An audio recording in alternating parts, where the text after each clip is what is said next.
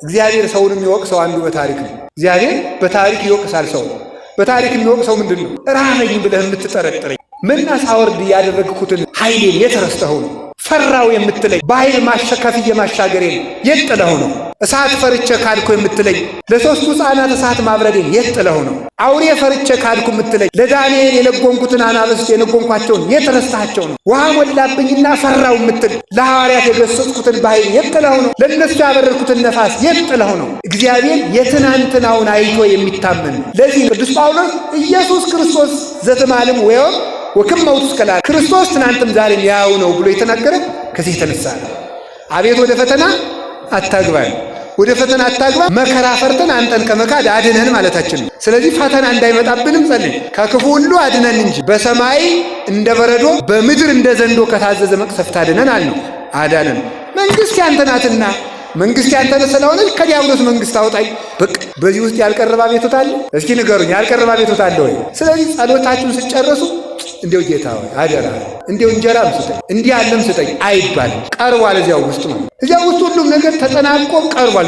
ለእግዚአብሔር ሰምቷል።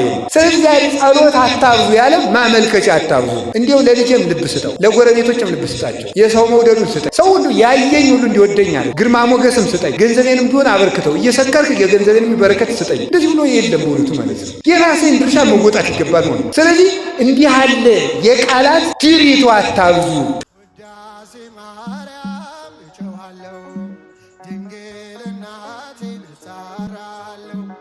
ወመንፈስ ቅዱስ አሐዱ አምላክ በስመ አብ ወወልድ ወመንፈስ ቅዱስ አሐዱ አምላክ በስመ አብ ወወልድ ወመንፈስ ቅዱስ አሐዱ አምላክ።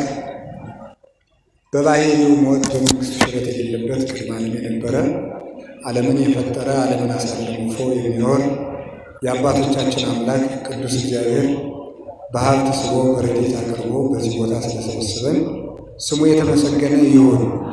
እናታችን ቅድስት ድንግል ማርያም ወላዲተ አምላክ፣ ቅዱስ መስቀሉ፣ ቅዱሳን መላእክት፣ ነቢያት፣ ሐዋርያት፣ ሰማዕታት፣ ደናግል፣ መነኮሳት እግዚአብሔር ያከበረው ስማቸው የተከበረ የተመሰገነ ይሁን። በረከታቸው ይደርብን።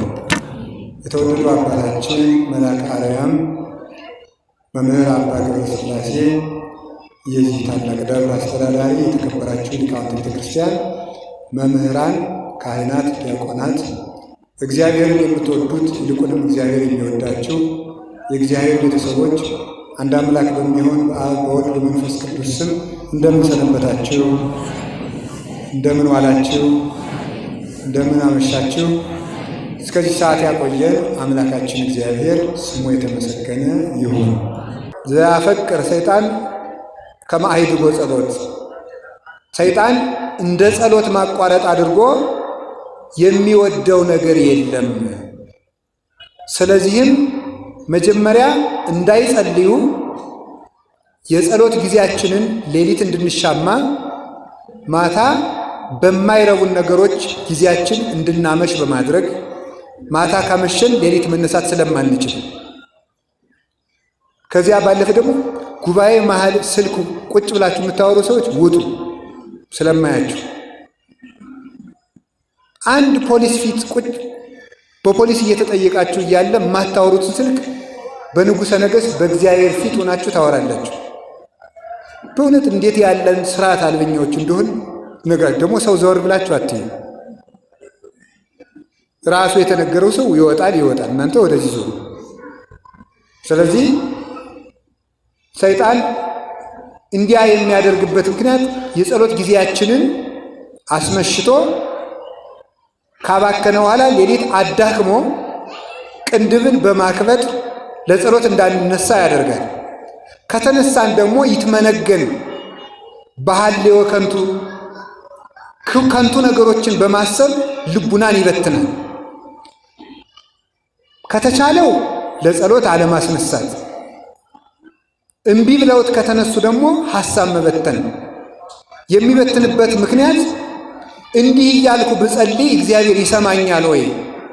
ሐሳቤ ላልተሰበሰበበት ጸሎት ምን ያደክመኛል ብለን ጸሎት እንድናቋርጥ ነው። ኃያል ሰውን እጅ እግሩን ካላሰሩ የኃያልን ገንዘብ መውረስ እንደማይቻል ሰይጣን እኛን በጸሎት ማቋረጥ ካላሰረ የእኛን ጸጋ መግፈፍ አይቻለው።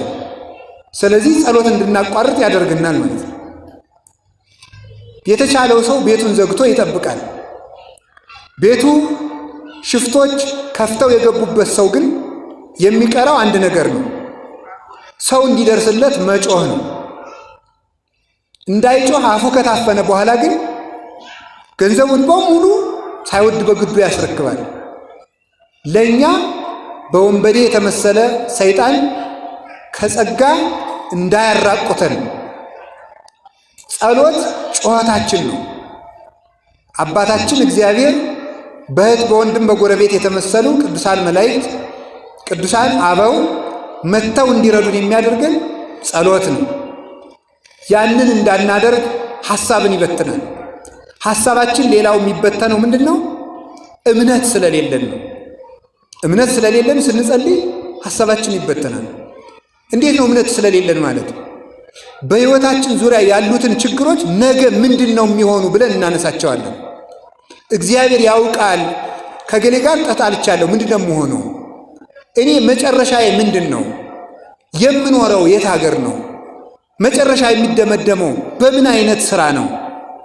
ከማን ጋር ነው የምኖረው? እንዲህ ያለውን ችግሬን የምፈታው በምንድን ነው? በማለት ሆን ብሎ ጸሎታችን ላይ የሕይወታችንን የዛሬና የወደፊት ነገሮችን እያስታወሰ ያለፈ የኃጢአት ታሪካችን እየዘረዘረ በጸሎት ጊዜ ላይ ሐሳባችን እንዲበተን ያደርጋል። ለዚህ መፍትሄው ማመን። እምነቱም እንዲህ የሚል ነው፣ እግዚአብሔር ያስብልኛል። ግድፍ ላይ ለእግዚአብሔር ሕሊናከ ወውቱ ይሴሰከ፣ ሕሊናህን በእግዚአብሔር ላይ ጣል፣ እርሱም ይመግብሃል። እሱ ስለ እናንተ ያስባልና የሚያስጨንቃችሁን ነገር በእርሱ ላይ ጣሉት። ባለቤቱም መኑ እምኔክሙ በተክዞ ዘይክል ወስቆ አሐደ እመተ በዲበ ቆሙ፣ ከእናንተ መካከል ተጨንቆ በቁመቱ ላይ አንድ ክንድ መጨመር የሚቻለው ማን ነው? ስለዚህ እላችኋለሁ አትጨነቁ። ስለ መብል የምትጨነቁ እንደሆነ ርዩ አዕዋፈ ሰማይ እለይዘርኡ ወያርሩ ወያስተጋቡ ውስተ አብያት፣ የማይዘሩ የማያጭዱ የሰማይ ወፎችን በጎተራ በሪቅ የማይሰበስቡ እነርሱን ተመልከቱ። እስመ አቡክሙ ሰማያዊ ይሴስዮሙ፣ የሰማይ አባታችሁ ይመግባቸዋል። ስለዚህ እናንተም ስለምን ለምን ትጨነቃላችሁ?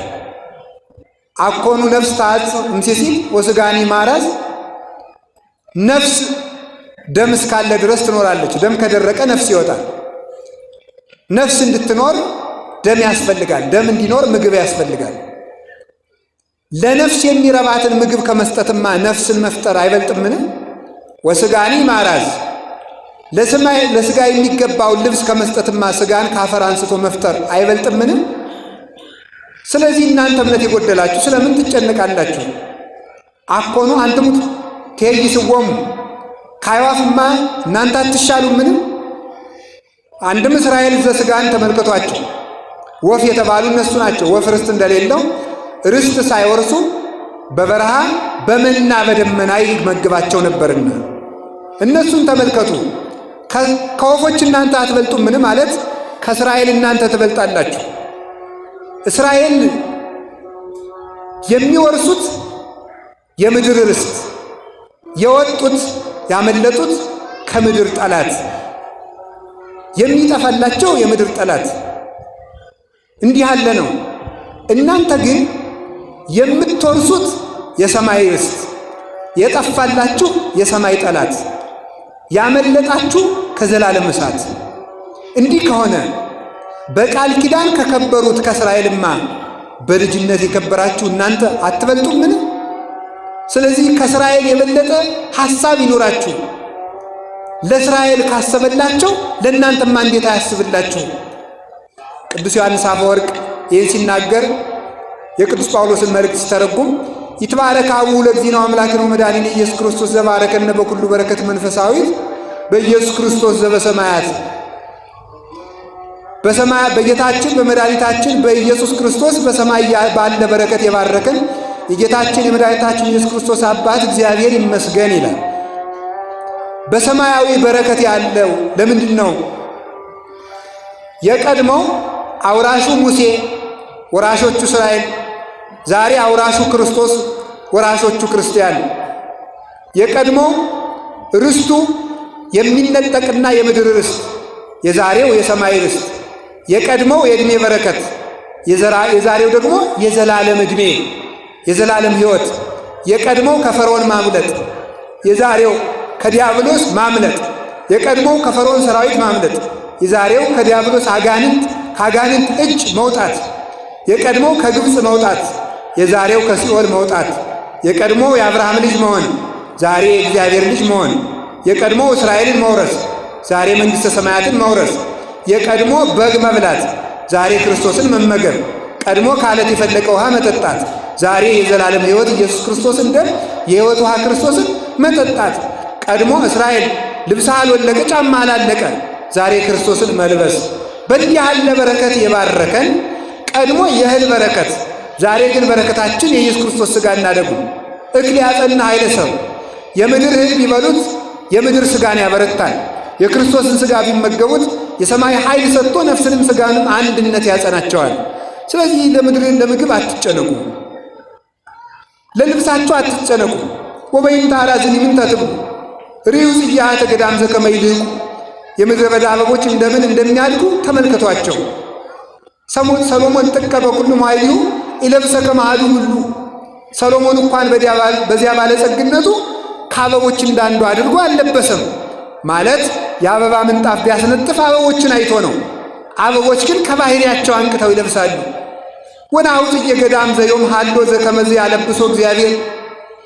ነገ በሳት የሚቃጠለውን አበባ እግዚአብሔር እንዲህ በጌጥ በመዓዛ የሚያስጌጠው ከሆነ ኦ ሕጹፃን ሃይማኖት እፎኪያክሙ፣ እናንተ እምነት የጎደላችሁ እናንተንማ እንዴት አያላብሳችሁ? ስለዚህ ስለምን ለልብስ ትጨነቃላችሁ? አንድም ነገ በገሃነም የሚቃጠለውን አረኒ አሕዛብ እግዚአብሔር እንዲህ የሚመግበው ከሆነ እናንተንማ እንዴት አይመግባችሁ? ስለዚህ አላቸው ወበይንተ ዝብለክሙ የተተክዙን ዘትብሉ። ስለዚህ እላችኋለሁ እንዲህ እያላችሁ አትጨነቁ። ምንተ ንበልዕ ወምንተ ንሰቲ ወምንተ ንትከደን፣ ምን እንበላለን፣ ምን እንጠጣለን፣ ምን እንለብሳለን አትበሉ። ወዘንተሰ ኩሉ አሕዛበ ምድር ዘአፋ ያሐስስዎ፣ እንዲህ ያለውን ጸሎትስ አሕዛብም ይጸልዩታል። አንትሙሰ መቅድመ ኩሉ ህሱ መንግሥቶ ወጽድቆ፣ እናንተ ከሁሉ አስቀድማችሁ ጽድቁን ፈልጉ። ወኩሉ ይትወሰከክሙ፣ ሌላው ይጨመረላችኋል አለ። ሌላው ዳረጎት ነውና በጽድቅ ላይ የምድር ሀብት ይጨመረላችኋል ማለት ነው። ሊቁ ቅዱስ ዮሐንስ አፈወርቅ ይህንን ሲተረጉም ምን አለ? ንሕነሰ ወለጥነ ሥርዓቶ ለእግዚአብሔር፣ እኛ የእግዚአብሔርን ሥርዓት የእግዚአብሔርን ሕግ አገላበጥ ነው አለ። እሱ አስቀድማችሁ ጽድቁን ፈልጉና የምድሩን እጨምርላችኋለሁ ብሎ ነበረ። እኛ ግን መጀመሪያ የምድሩን ኋላ ጽድቁን ስለምንፈልግ ወበይንተ ዝንረክባ ለዛቲ ወይለንታክቲ፣ በዚህ ምክንያት እኛ የሰማዩንም አናገኝም የምድሩንም አናገኝም ብሎ ይነገራል። ስለዚህ ስለምንም ነገር አትጨነቁ። የሚገሉ ሰዎች ያስፈራሯችሁ እንደሆነ ደግሞ እንዲህ ብላችሁ አስሙ። ኢትፍርህዎሙ ለእለ ይቀትሉ ሥጋክሙ ወለነፍስክሙ እሰይክሉ ቀቲሎታ። ሥጋችሁን የሚገሉትን አትፍሩ፣ ነፍሳችሁን መግደል አይቻላቸውምና። ወባሕቱ ፍርህዎሰ ለዘቦ ሥልጣን ከመ ይግል ቀቲለ ሥጋሂ ወነፍሰሂ ህቡረ በውስተ ገሃነም። ነፍስንም ሥጋንም አንድ አድርጎ በገሃነም መቅጣት የሚቻለውን እርሱን ፍሩት። በሥጋችሁን የሚገሉትን ግን አትፍሯቸው። አንድ ቀን ቢገሏችሁ ሁልጊዜ አይገሏችሁም። በሥጋ ቢገሏችሁ በነፍስ አይገሏችሁም። በምድር ቢገሏችሁ በሰማይ አይገሏችሁምና እንዲህ ያለውንም ቢሆን አትፍሩ። ሙቶ የቀረ ክርስቶስ አለን? የለም፣ እሱ ተነስቷል። ክርስቶስ ሞቶ እንዳልቀረ ክርስቲያኑ ሞቶ አይቀርም። ሞት ወደ ክርስቶስ የምንሄድበት መንገድ ሆኖ ተለውጧል በክርስቶስ ሞት። አሁን ሞት ለክርስቲያን መንገዱ እንጂ መፍሪያው አይደለም። ስለዚህ አትጨነቁ። ጭንቀት ጸሎትን ያስተጓጉላል፣ እምነት መጉደል ነው እንዲህ ያለው ነገር። ስለ ሁሉም ነገር እግዚአብሔር ያስብልኛል በሉ። እስኪ ሁላችሁ እግዚአብሔር ያስብልኛል በሉ። ማን ያስብልኛል? እግዚአብሔር ያስብልኛል ካላችሁ ልባችሁ ይሰበሰባል። ሌላው ለሚጨምርላችሁ ነገር ደግሞ ምንድን ነው? የምንጸልዩን ነገር መስማት ነው። በጸሎት ጊዜ መሳተፍ ያለባቸው አካላት አሉ። ምን ናቸው? እግር ይሳተፋል፣ እጅ ይሳተፋል፣ ዓይን ይሳተፋል። ከዚያስ ደግሞ ምንድን ነው? ጆሮ ይሳተፋል። ጆሮ ሲሳተፍ ልብ ይሳተፋል። ልብ ከታሰረ ደግሞ ከዚህ በኋላ ሁሉም ነገር የተሰበሰበ ይሆናል። ይሄን እኮ ጌታችን መድኃኒታችን ኢየሱስ ክርስቶስ ዓይን ብታሰናክልህ ከአንተ አውጥተህ ጣላት፣ እጅ ብታሰናክልህ ከአንተ ቆርጠህ ጣላት፣ እግር ብታሰናክልህ ከአንተ ቆርጠህ ጣላት። ምን ማለቱ ይሆን? እጅ ሰነፍ ከሆነችብህ ቆርጠህ ጣላት ማለት ፈቃዷን ቁረጥባት። ፈቃዷ ምንድን ነው? ማረፍ። አንተ ደግሞ ፈቃዷን ቁረጠውና ዘርጋት ለጸሎት። እግር ብታሰናክልህ ቆርጠህ ጣላት። እግርህን በመጋዝ ቁረጠው ማለት አይደለም። ቆሜ አልጸልይም ብትል መቀመጥ ነው የምፈልግ፣ መተኛት ነው የምፈልግ፣ ማረፍ ነው የምፈልግ ብትል ፈቃዷን ቁረጠው። እምቢ በልና ቆምበት ማለት ነው። በቀዊም ቅጣው። ዓይን ብታሰናክልህ ካንተ ቅጣት። ማረፍ ነው የምፈልገው፣ መተኛት ነው የምፈልገው፣ ማንቀላፋት ነው የምፈልገው፣ ስራ አለብኝ፣ ደክሞኛል ብሎ ዓይን ማንጎላቸት ከፈለገ ካንተ አውጥተህ ጣላት። ፈቃዷን ቁረጥና ባንቃይዶ ቅጣት። እግዚአብሔር ተጠብቅ። ሀቤ ካንቃይዶን አይን ተነ ዘትነብር ውስተ ሰማይ ወበከመ ዓይነ አግብስ ውስተ ዳጋይስቲሆሙ ወበከመ ዓይነ ዓመት ውስተ ደግዝታ ከማይንቲና በእግዚአብሔር አምላክን እስካመ ይሳሃለነ። አቤቱ በሰማይ የምትኖር ሆይ ዓይኖቻችንን ወደ አንተ አነሳን። መዝሙር 122 ላይ ቅዱስ ዳዊት ሲናገር የባሪያ ዓይን ወደ ጌቶቹ እንደሆነ የገረድም ዓይን ወደ እመቤቷ እንደሆነ ደመወዟን ጠብቃ ተስፋ አድርጋ አቤቱ የእኛም ዓይኖች ወደ አንተ እናንጋጥታለን። ተሳሃለነ እግዚኦ ተሳሃለነ። እስከ መቼ ድረስ ትለኝ እንደሆነ ይቅር እስክትለን ድረስ አቤቱ ይቅር በለን። እስመ ሰገብነ ጽለተ ብዑላን አሳረቁያን። የባለጸጎችና የትዕቢተኞችን ስድብ ነፍሳችን ጠግባለችና አቤቱ ይቅር በለን። ይቅር እስክትለን ድረስ ዓይኖቻችን ወደ አንተ እንሰቅላለን። ዓይን ባንቃይዶ ይቀጣል፣ ወይም ደግሞ በሰቂለ ሕሊና ቢታመም ደግሞ ተመልከቱ የተከለከ ሰፊያዴከ ስፎ ለሕሊናከ። እጅህን ዘርግተህ መጸለይ ካቃለ ሕሊናህን ዘርግተህ ጸልይ። ወደ ምን የምንዘረጋው?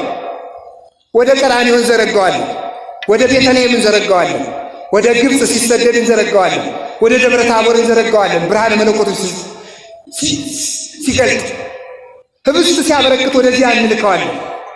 ሚመጠን ቅዱሳን ሐዋርያት ስለ እንጀራ ሲጨነቁ አንድ ቀን ጌታ እንዲህ ነው ያላቸው፣ እናንተ እምነት የጎደላችሁ 5 እንጀራ አምጥታችሁ ስንት አድርጌ ነው የሰጠኋችሁ? 7 እንጀራ ሰጥታችሁ ስንት ሰው ነው ያበላው? ያንን እያሰባችሁ ስለምን ስለ ምግብ ትጨነቃላችሁ ብሎ ቅዱሳን ሐዋርያትን ገስጿቸዋል። በዚያ በታሪክ የጌታችን የመድኃኒታችን ኢየሱስ ክርስቶስ ክርስቲያንነት ማለት ምን ማለት ነው? ክርስቶስ በምድር ላይ ካደረጋቸው ስራዎች ውስጥ በአካል ያሉን ያህል መቁጠር ማለት ነው። ተራራ ሲወጣ በተራራ ላይ ቁጭ ብሎ ተገኝቶ አብሮ መገሰጽ፣ መርከብ ውስጥ ሲገባ አብሮ መግባት፣ አብረን እዚያ ውስጥ እንዳለን በእኛ ላይ የነገር የዝሙት የኃጢአት ማይበል ሲነሳብን የዚያን ጊዜ ምን ማለት አለብን? በእውነቱ አቤቱ ንቃ እግዚኦ ለምን ትትነጉም አድነን እግዚኦ ከመ ንሙት እንዳንጠፋ አድነን ብሎ ከመርከቢቱ ውስጥ እንዳለን አስበን ከነገር ነው። መድኃኔዓለም እንደዚህ አድርጎ የሚወደው ነገር የለም። ትናንት የሰራውን ነገር እንደሚያስታውሰት አድርጎ ዛሬ የሚወደው ነገር የለም። አይሁድን እኮ የሚወቅሳቸው እኮ በዚህ ነበር። አባቶቻችሁ ያልገደሉት ነቢይ ወዴት አለ? ለአባቶቻችሁ መና ወርዶላቸው ነበረ። እናንተ የነቢያትን መቃብር የምትሰሩ የተለሰናችሁ መቃብራት፣ ያን ሁሉ ነገር ተመልከቱ። ሙሴንስ ብታምኑት ኑሮ እኔን ባመናችሁ ነበር። አኳነ ዘአስተዋድየክሙ ሀበ እግዚአብሔር አላ ውእቱ ሙሴ። ተመልከቱ፣ ያስተዋድየክሙ እናንተ የምታምኑት ሙሴ ስለኔ ይከሳችኋል፣ ስለሱ ነግሬያችኋለሁ ብሎ እግዚአብሔር ሰውን የሚወቅሰው አንዱ በታሪክ ነው። እግዚአብሔር በታሪክ ይወቅሳል። ሰው በታሪክ የሚወቅሰው ምንድን ነው? ራበኝ ብለህ የምትጠረጥረኝ መና ሳወርድ ያደረግኩትን ኃይሌን የተረስተኸው ነው። ፈራው የምትለኝ በኃይል ከፍዬ ማሻገሬን የጥለኸው ነው። እሳት ፈርቼ ካድኮ የምትለኝ ለሦስቱ ሕፃናት እሳት ማብረዴን የጥለኸው ነው። አውሬ ፈርቼ ካድኩ የምትለኝ ለዳንኤል የለጎንኩትን አናብስት የለጎንኳቸውን የተረሳቸው ነው። ውሃ ሞላብኝና ፈራው የምትል ለሐዋርያት የገሰጽኩትን በኃይል የጥለኸው ነው። ለእነሱ ያበረርኩትን ነፋስ የጥለኸው ነው። እግዚአብሔር የትናንትናውን አይቶ የሚታመን ነው። ለዚህ ነው ቅዱስ ጳውሎስ ኢየሱስ ክርስቶስ ዘተማለም ወይም ወከመ ውእቱ እስከ ለዓለም ክርስቶስ ትናንትም ዛሬም ያው ነው ብሎ የተናገረ ከዚህ የተነሳ ነው። ስለዚህ በጸሎታችን መሳተፍ አንዱ መሳተፍ ያለበት ምንድን ነው? ጆሮ መሳተፍ አለበት። ጸሎት ስጸልይ በቃ ሳላውቀው ከአትብ ገጽ ጀምሬ ደርሼ የእሑድ ውዳሴ ማርያም ደርሼ አገኘውን ምን ላድርግ ይላል። ሁሉም ሰው እንደዚህ ይህን ጥያቄ ይጠይቃል። ግን መልሱ ምንድን ነው? መስማት ነው። ማወቅ የሚገባን ደግሞ እግዚአብሔር ታላቅ ታምር አድርጎ ጸሎተኛ ሰው እንደማያደርገን ማወቅ አለብን። እግዚአብሔር ጸሎተኛ ሰው እንዲያደርጋችሁ ከፈለጋችሁ አትድከሙ፣ አያደርጋችሁ።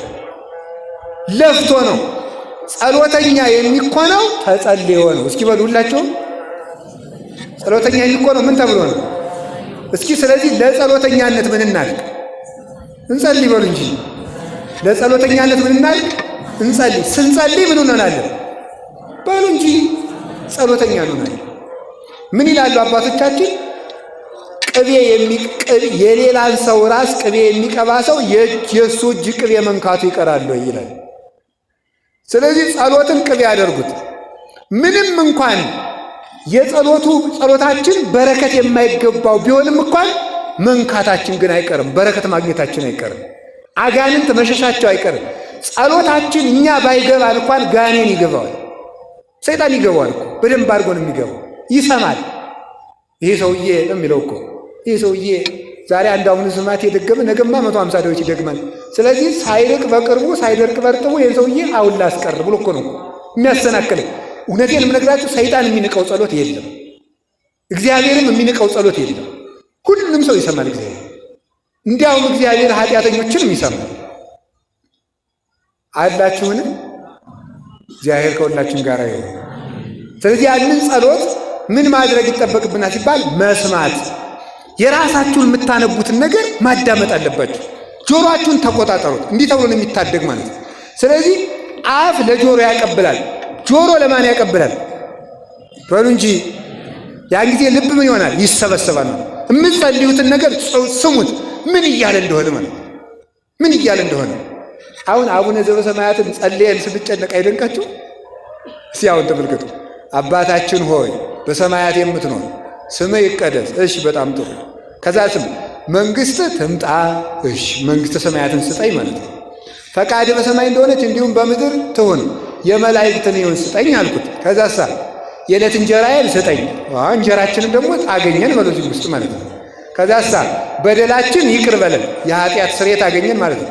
እኛም የበደሉንን ይቅር እንል ዘንድ ይቅር ባይ ልቡና ንጹሕ ልብ ስጠን አለና ደግሞ ንጹሕ ልብ ስጠን ብለን ስለ ሰብዕናችን ጸልን። ከዚያሳ አቤት ወደ ፈተና አታግባን፣ ወደ ፈተና አታግባን፣ መከራ ፈርተን አንተን ከመካድ አድነን ማለታችን ነው። ስለዚህ ፈተና እንዳይመጣብንም ጸልን፣ ከክፉ ሁሉ አድነን እንጂ በሰማይ እንደ በረዶ በምድር እንደ ዘንዶ ከታዘዘ መቅሰፍት አድነን አልነው። አዳነን። መንግሥት ያንተ ናትና መንግሥት ያንተ ስለሆነች ከዲያብሎስ መንግሥት አውጣኝ። በቃ በዚህ ውስጥ ያልቀረበ አቤቱታ አለ? እስኪ ንገሩኝ፣ ያልቀረበ አቤቱታ አለ ወይ? ስለዚህ ጸሎታችሁን ስጨርሱ እንዲው ጌታ ሆይ አደራ እንዲው እንጀራም ስጠኝ እንዲህ ያለም ስጠኝ አይባልም። ቀርቧል እዚያው ውስጥ ማለት ነው። እዚያው ውስጥ ሁሉም ነገር ተጠናቆ ቀርቧል። ለእግዚአብሔር ሰምቷል። ይሄ ስለዚህ ዛሬ ጸሎት አታብዙ ያለ ማመልከቻ አታብዙ።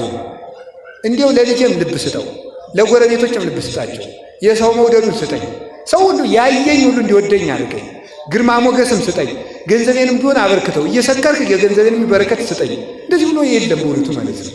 የራሴን ድርሻ መወጣት ይገባል ማለት ነው። ስለዚህ እንዲህ ያለ የቃላት ድሪቶ አታብዙ። እንደ ፈሪሳውያን አትኑ። እስመ ይመስሎሙ በአብዝሖነ እባቦሙ ዘይሰምዖሙ እግዚአብሔር። ንግግር በማብዛት እግዚአብሔር የሚሰማቸው ይመስላቸዋልና። ስለዚህ እምነታችን ጸሎታችን ላይ መጣል አለብን። ያንን ስትሰሙት እዚህ ውስጥ ያልተናገሩ ደስ ይላቸዋል በእውነቱ ማለት ነው። እግዚአብሔርን አባቴ ብሎ ከመምጣት በላይ ምን ክብር አለ በእውነቱ ማለት ነው። እግዚአብሔርን አባት አድርጎ ከመመለስ በላይ አለ እንዴ? በፍጹም። ሀብት ያለው አባት አለኝ እኔ ይህን ነገር ይዘር በስንቱ አባት እንኳን እየተመካንበት አይደለም? በሰረቁ አባቶቻችን እየተመካን አይደለም? በሌባ አባቶቻችን፣ በነፍሰ ገዳይ አባቶቻችን አይደለም ጀግንነት ብለን እየተጋደልን ያለ? በእግዚአብሔር አባትነት እንዴት ደስ አይለንም? ደስ ብሎን እምነታችን በሱ ላይ ጥለን ሕፃን ልጅ ሌላ ሰው ሲታቀፈው ነፍስ ከለየ በኋላ ያለቅሳል። እናቱ ስትታቀፈው ለጥ ብሎ ይተኛል። የእናቱ ጀርባ እንደሆነ አምኖ እኮ ነው ማለት ነው። ከዚህ በላይ ሕፃን ልጅ እናቱን ከሚያምናት ሁሉ በላይ በእግዚአብሔር ትከሻ ማረፍ አለብን። ልብ የሚሰበሰበው እንደዚህ ነው። እኔ አቅም የለኝም፣ አንተ ስለ እኔ አስብልኝ፣ እንዲያው እኔን ለራሴ ከማሰብ አድነኝ ማለት አለብን። በእውነቱ ማለት እኔን ለራሴ ከማሰብ እንዲሁም አንድ ቅዱስ የበረሃ አባት ብሎ ጸለየ፣ ጌታዬ ሆይ ይህንን አድርግልኝ ብዬ ከመጸለይ አድነኝ፣ ይህን አድርግልኝ ከማለት እንዲሁ አድነኝ። አንተ ሳልጠይቀው ሁሉን አድርገህልኛል። ፍጠረኝ ብሎ የተፈጠረ የለማ፣ እንዲህ አድርገኝ ብሎ የተፈጠረ የለም። ስለዚህ እግዚአብሔር ሳንጠይቀው እንደፈጠረን ሳንጠይቀው የሚፈልገውን ይሰጠናል።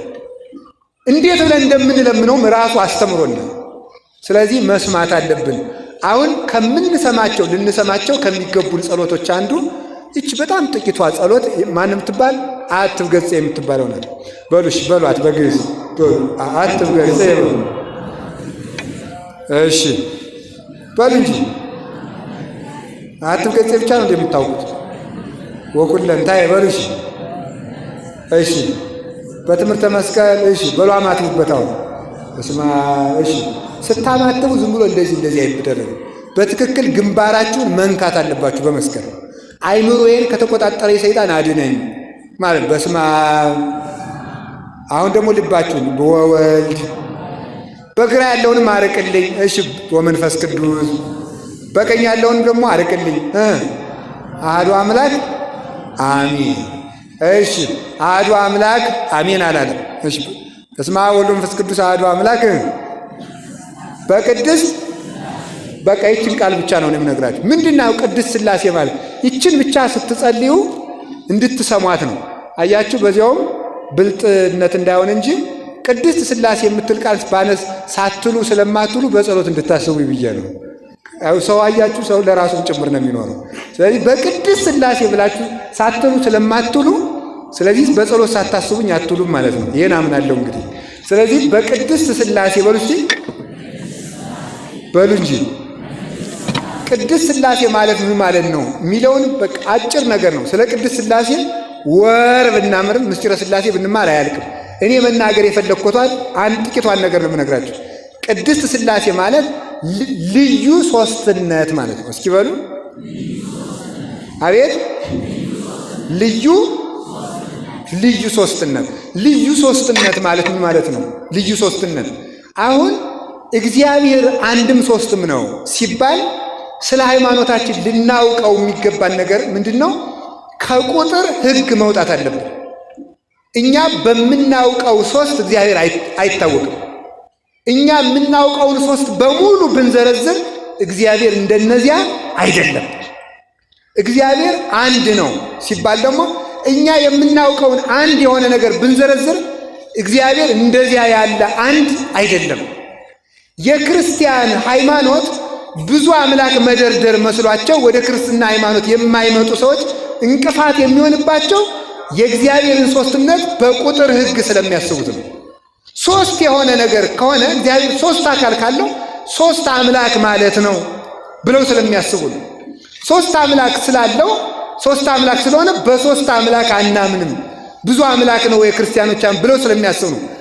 አንድ ደግሞ ብለው የሚያምኑበት ምክንያት እግዚአብሔር አንድ አካል እንደ አንድ ሰው ያለ ስለሚመስላቸው ደግሞ ያንን ይቀበላሉ። ስለዚህ የእግዚአብሔር አንድነት እኛ እንደምናውቀው አንድ አይደለም።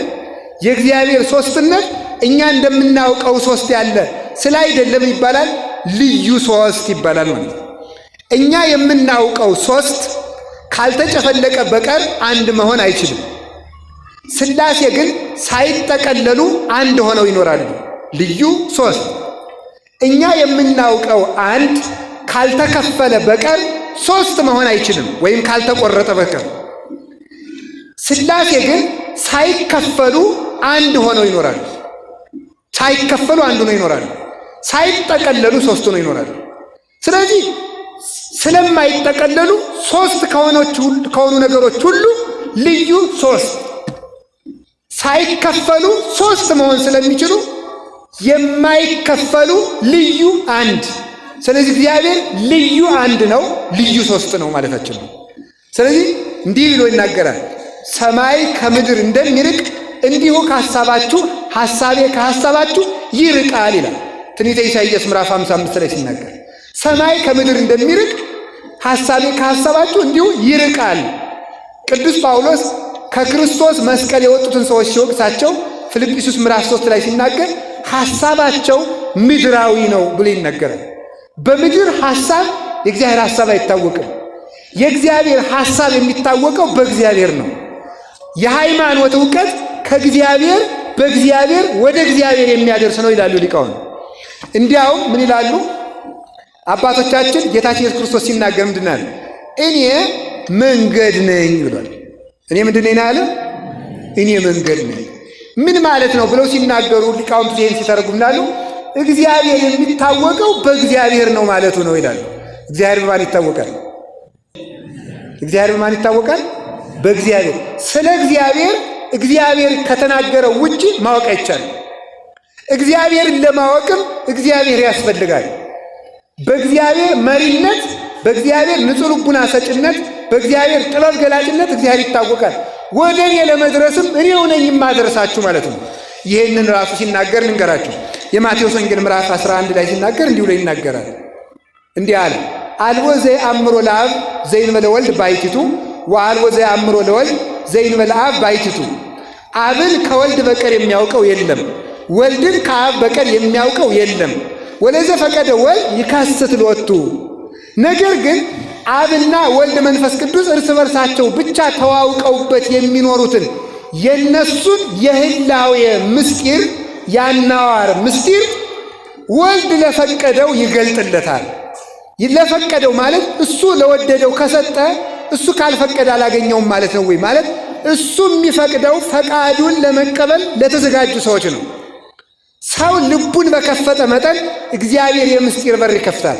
ሰው ልቡን በዘጋ መጠን እግዚአብሔር የምስጢር በርን ይዘጋበታል ማለት ነው። ምስጢር መንፈስ ለመንፈሳውያን ይገለጣል። እግዚአብሔር መንፈስ ነው። እስመ እግዚአብሔር መንፈስ ውእቱ እንዳለ ራሱ እግዚአብሔር መንፈስ ነው። እግዚአብሔር መንፈስ ስለሆነ ሥጋ ለሆኑ ሰዎች የእግዚአብሔር ነገር አይገለጥም። እግዚአብሔር ሰማያዊ ስለሆነ ምድራዊ ለሆኑ ሰዎች አይገለጥላቸውም። መንፈስ የሆነውን እግዚአብሔር በመንፈስ ይታወቃል። መንፈሳዊነት ለእግዚአብሔር ዕውቀት አስፈላጊ ነው። ስለዚህ እግዚአብሔር ወደ እግዚአብሔር የሚያደርስ መንገድ ነው ይባላል። እግዚአብሔር ወደ ራሱ የምንደርስበት መንገድ ነው። እግዚአብሔር ወደ ራሱ የምንሄድበት መነሻችን ነው። እምኀበ እግዚአብሔር ይጸንዕ ኅብረቱ ለሰብእ እንዲል ቅዱስ ዳዊት የሰው ጎዳናው ከእግዚአብሔር ከተነሳ ይቀናል ብሎ እንደተናገረ እግዚአብሔር ወደ ራሱ የምንደርስበት መንገድ ነው። እኔ መንገድ ነኝ ብሎ እንደተናገረ እግዚአብሔር መጨረሻ የምንደርስበትም ሀገራችን ነው። እስመ ዘባቤሁ የዐርፍ ነጽሮተ ኩሉ ነባብያን። የነባብያን የሰዎችና የመላእክት ዕውቀት የሚያበቃው እሱን በማየት ነው ይላል አረጋዊ መንፈሳዊ። እሱን በማየት የሰው ዕውቀት ይፈጸማል። እሱን በማወቅ የሰው ዕውቀት ያልቃል። እሱን ባለማወቅ የሰው ዕውቀት ያልቃል። እሱን ባለማወቅ እግዚአብሔርን ሳናውቀው ስናውቀው እንኖራለን። እያወቅነውም ላናውቀው እንኖራለን። የፈቀደውን ያህል እናውቀዋለን፣ ያልፈቀደውን አናውቀውም። ራሱ ብቻ የሚያውቀውን ለራሱ እንተውለታለን። በብሉይ ኪዳን በመጽሐፍ እንደሰማነው ተደጋጋሚም ሰምታችሁት ይሆናል ይሄን ቃል። እኔም እዚሁ ቦታ ላይ ስናገረው አስታውሳለሁ። በብሉይ ኪዳን በጉ መሥዋዕት ሲቀርብ እስራኤል በጉን እንዲበሉ ከታዘዙ በኋላ የበጉን ሥጋ ከበላችሁ በኋላ አታሳድሩት፣ እስከምትጠግቡ ብሉ፣ የተረፈውን ግን በእሳት አቃጥሉት ተብሎ ተነግሯል። ታዘዋል እስራኤል። በኦሪት ዘሌዋውያን ላይ ያለ ዘጸአት ላይም ይሄ ተነግሯል። ለሙሴ ታዟል። በጉን በልታችሁ የመሥዋዕት በግ የተረፈውን በእሳት አቃጥሉ። ያወቃችሁትን ያህል አውቃችሁ ከሃይማኖት የተረፋችሁን የተማራችሁትን ተምራችሁ የቀረውን እግዚአብሔር ያውቃል በሉ። እግዚአብሔር ያውቃል በሉ። የእውቀት መጨረሻው ምንድን ነው ሊባሉ ሊቃውንቱ አንተ ራስህን ታውቃለህ ነው ይላሉ። ለሊከ ትጠይቅ ርእሰከ። እግዚአብሔርን ማን ያውቀዋል ሲባሉ ራሱን ያውቃል ብሎ ማረፍ የእውቀት መጨረሻ ይባላል ማለት። ስለዚህ ተመልከቱ፣ ስለ እግዚአብሔር አውቃለሁ እንደማለት ያለ ድፍረትም የለም። እግዚአብሔርን የማውቀውን እንደ አባትነቱ አውቀዋለሁ፣ እንደ ባህሪው ግን አላውቀውም ብሎ ዝም ማለት ነው። ይህንን ማወቅ ይገባልና እግዚአብሔር ከዚህ ዓለም አንድ ከዚህ ዓለም ሶስት ልዩ ነው። አኮ ዘንብል ሰለስቱ ከመ አብርሃም ይስሐቅ ወያዕቆብ ሶስት ባለው ጊዜ እንደ አብርሃም እንደ ይስሐቅ እንደ ያዕቆብ የምንለው አይደለም። ወይም እንደ ጳውሎስ እንደ ጢሞቴዎስ እንደ ስልዋኖስ የምንለው አይደለም። ለአብርሃም ለይስሐቅ ለያዕቆብ የአካል የስም የግብር ሶስትነት አላቸው። የባህሪ የህልውና የፈቃድ አንድነት ግን የላቸውም። ወይም ደግሞ በአንድ ዙፋን ላይ እንደተቀመጡ እንደ ሶስት ነገስታት የምንለው አይደለም። ሶስት ነገስታት በአንድ ዙፋን ተቀመጡ እንጂ አንዱ በአንዱ ውስጥ የለምና አብ ግን ለወልድ ለመንፈስ ቅዱስ ልብ፣ ወልድ ለአብ ለመንፈስ ቅዱስ ቃል፣ መንፈስ ቅዱስ ለአብ ለወልድ እስትንፋስ ሆኗቸው አንዱ ህልው ሆኖ በሌላው አለና ከዚህ የተነሳ ከሶስት ነገስታትም የተለየ ሶስት ነው። ወይም ደግሞ ሶስት መስፈሪያ ዱቄት በአንድ ተጋግሮ አንድ ዳቦ እንደሚሆንም አይደለም። ያም ደግሞ ስንቆርሰው ስለሚቆረስ መከፈልና መጠቅለል አለበት። ሶስት ነበር፣ ስንጋግረው ተጠቀለለ፣ ስንቆርሰው ደግሞ ተከፈለ። ለሥላሴ ግን ይሄ የሌለባቸው ስለሆኑ ምን ብለን እናምናለን ማለት ነው? ልዩ ሶስት። ከዚህም የተለየ ለፀሐይ ሶስትነት አለ፣ እሳት፣ ሙቀት፣ ብርሃን። ግን ደግሞ የተጠቀለለ ነው። አንድ አካል አንድ የተጠቀለለ ክብ አካል ነው ያለው። ምንም እንኳን ሶስትነት ያለው አንድ ፀሐይ በመሆኑ ሶስት አካል ያለው አንድ እግዚአብሔር ለመሆን ምሳሌ የሚሆን ቢሆንም ምሳሌ ዋናውን አካል አይገልጥምና ምሳሌ አካልን ካከለ ምሳሌ አያስፈልግም ማለት ነው። ምሳሌ ዋናውን ነገር ይመስላል እንጂ አይመስልም። ምሳሌ መምሰል የተባለ እኮ መሆን ስላልሆነ ነው።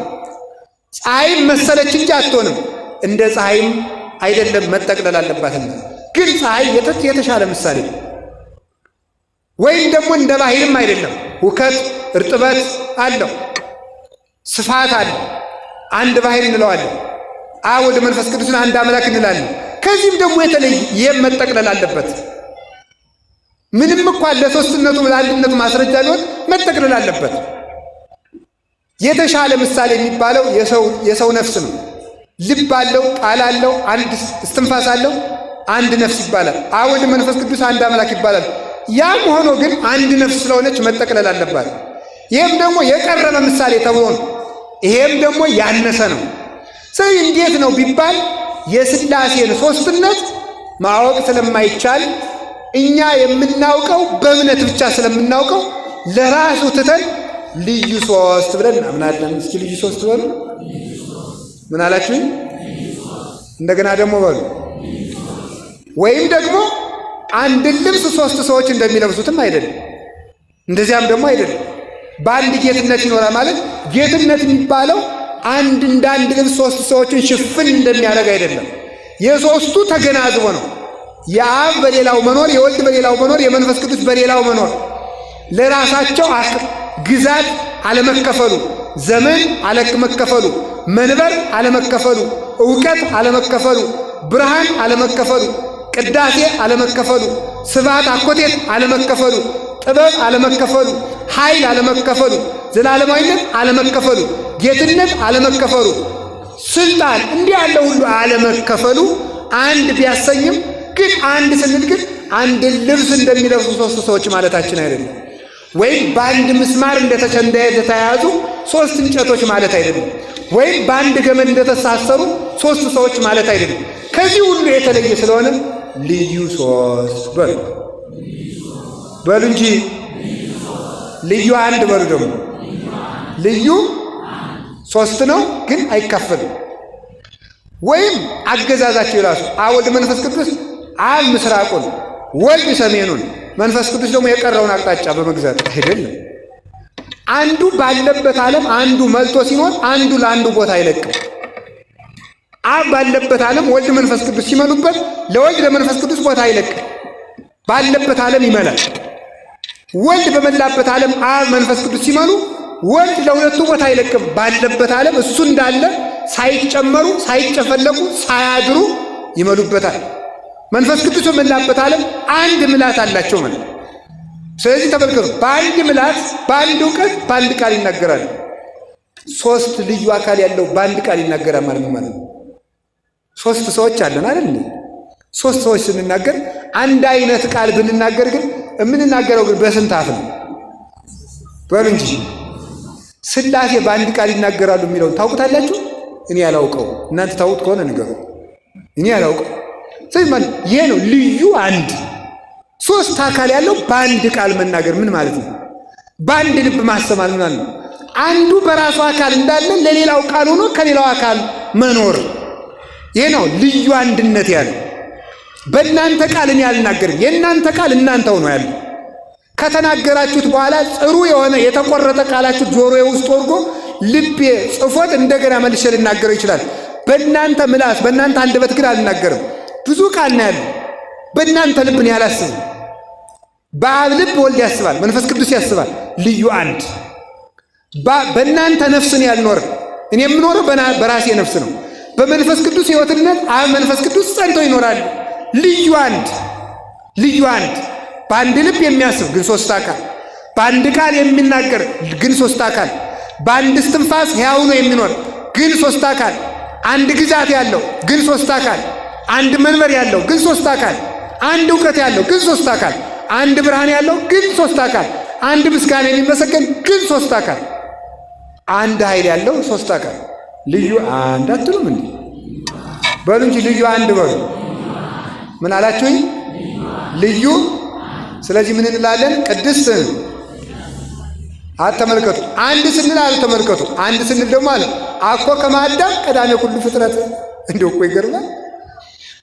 አንድ ስንለው ደግሞ እንደ አዳም አይደለም፣ አንድ ፊት ማለታችን አይደለም ማለት አንድ ስንለው አላ ተመልከቱ በሰለስቱ ግጻዌ ባህዱ ህላዌ በአንድ ባህሪ ሶስት አካል ነው እንጂ ሶስት ፊት ነው እንጂ ሶስት መልክ ነው እንጂ። በዚህ የተነሳ ምን እንላለን? ከዚህ የተነሳ አንድ ባለው ጊዜ እንደ አዳም አይደለም፣ ሶስት ባለው ጊዜ እንደ አብርሃም፣ እንደ ይስሐቅ፣ እንደ ያዕቆብ አይደለም። ልዩ አንድ ነው፣ ልዩ ሶስት ነው። ሶስትነት ያለው አንድ፣ አንድነት ያለው ሶስት። ህቡራን እንበለተ ሌሌዮ ሊሎያን እንበለተ ድምርት የማይጨፈለቁ አንድ የማይጠቀለሉ ሶስት ስለሆኑ ልዩ ሶስት እንላቸዋለን። እስኪ ልዩ ሶስት በሉ በሉ፣ ልዩ አንድ በሉ። ስለዚህ ከዚህ በኋላ ሰው ስለ ሃይማኖታችሁ ስለ ሃይማኖትን የምታምነው ማንን ነው? አብ ወልድ መንፈስ ቅዱስ። አብ ወልድ መንፈስ ቅዱስ ስንት ናቸው? አብ ወልድ መንፈስ ቅዱስ አንድም ሶስት። ኧረ ግራ የተጋባ እምነት ነው ይሄ ሊላችሁ ይችላል። እንዴት አንድ ነገር ሶስት መሆን ይችላል ይላል። በሉ ጠይቁ። እንዴት አንድ ነገር በሉ። እሺ እኛ እኮ ነገር አላልንም። ማን ነው ይችላል ያለው? ነገር አይችልም። አሁን አንድ ነገር ሶስት መሆን አይችልም። አንድ እግዚአብሔር ግን ሶስት መሆን ችሏል። ነገር አይችልም። ፍጥረት አይችልም። አሁን አንድ ፍጥረት ሶስት መሆን አይችልም። አንድ እግዚአብሔር ግን ሶስት ሆኖ መኖር ለሱ ይቻለዋል ባይኑ። አዎ ለፍጥረት አንድ አይቻልም፣ ለእግዚአብሔር አንድነት ግን ይቻላል። እንዴት ሶስት ነገር አንድ መሆን ይችላል? አዎ ሶስት ነገር አይችልም፣ ሶስት ፍጥረት አይችልም። ሶስት አካል ያለው እግዚአብሔር ግን አንድ መሆን ተችሎት ይኖራል። ለሱ ብቻ ይቻለዋል። የብቻው የሆነ ባህሪ ከሌለው እግዚአብሔር ከኛ መብለጡ በምንድን ነው? እግዚአብሔር እኔ በማውቀው ነገር ሁሉ ሰፍቼ እንደ ልብስ ከለበስኩት እግዚአብሔርን እኔ ከለካሁት ልዑል እግዚአብሔር መባሉ ምን ላይ ነው? ልዑል እግዚአብሔር ያሰኘው መንክር እግዚአብሔር ያሰኘው እኮ ከኛ አይምሮ በሆነ ውጭ በሆነ አኗዋር ስለሚኖር ነው። ልናውቀው በማንችል ባለማወቅ ተሸንፈን በምንኖርበት እውቀት ስለሚኖር ነው እግዚአብሔር። ልዩ ሶስት ልዩ አንድ ልዩ ሶስት የሆነ እግዚአብሔር ሁላችንም ይጠብቀን። አሜን በሉ።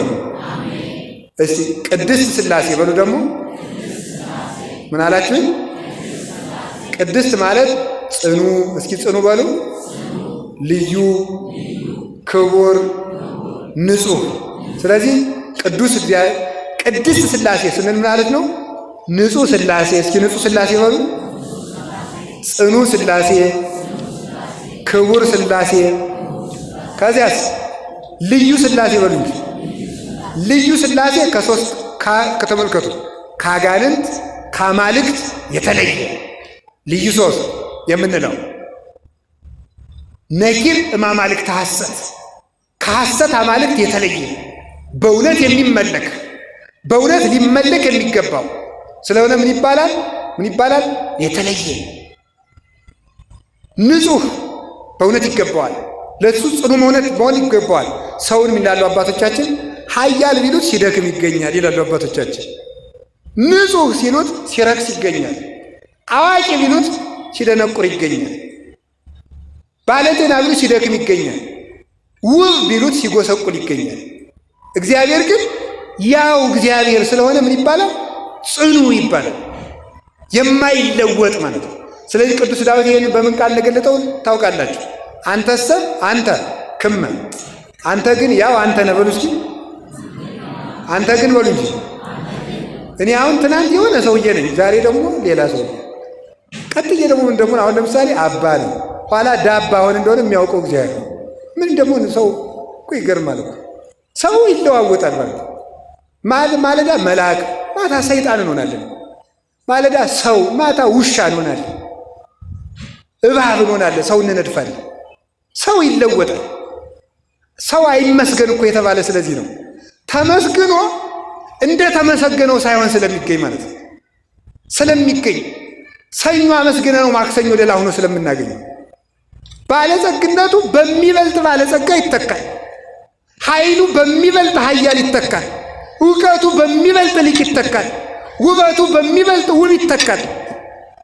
አሁን ለምሳሌ ልብስ አይገርማችሁ?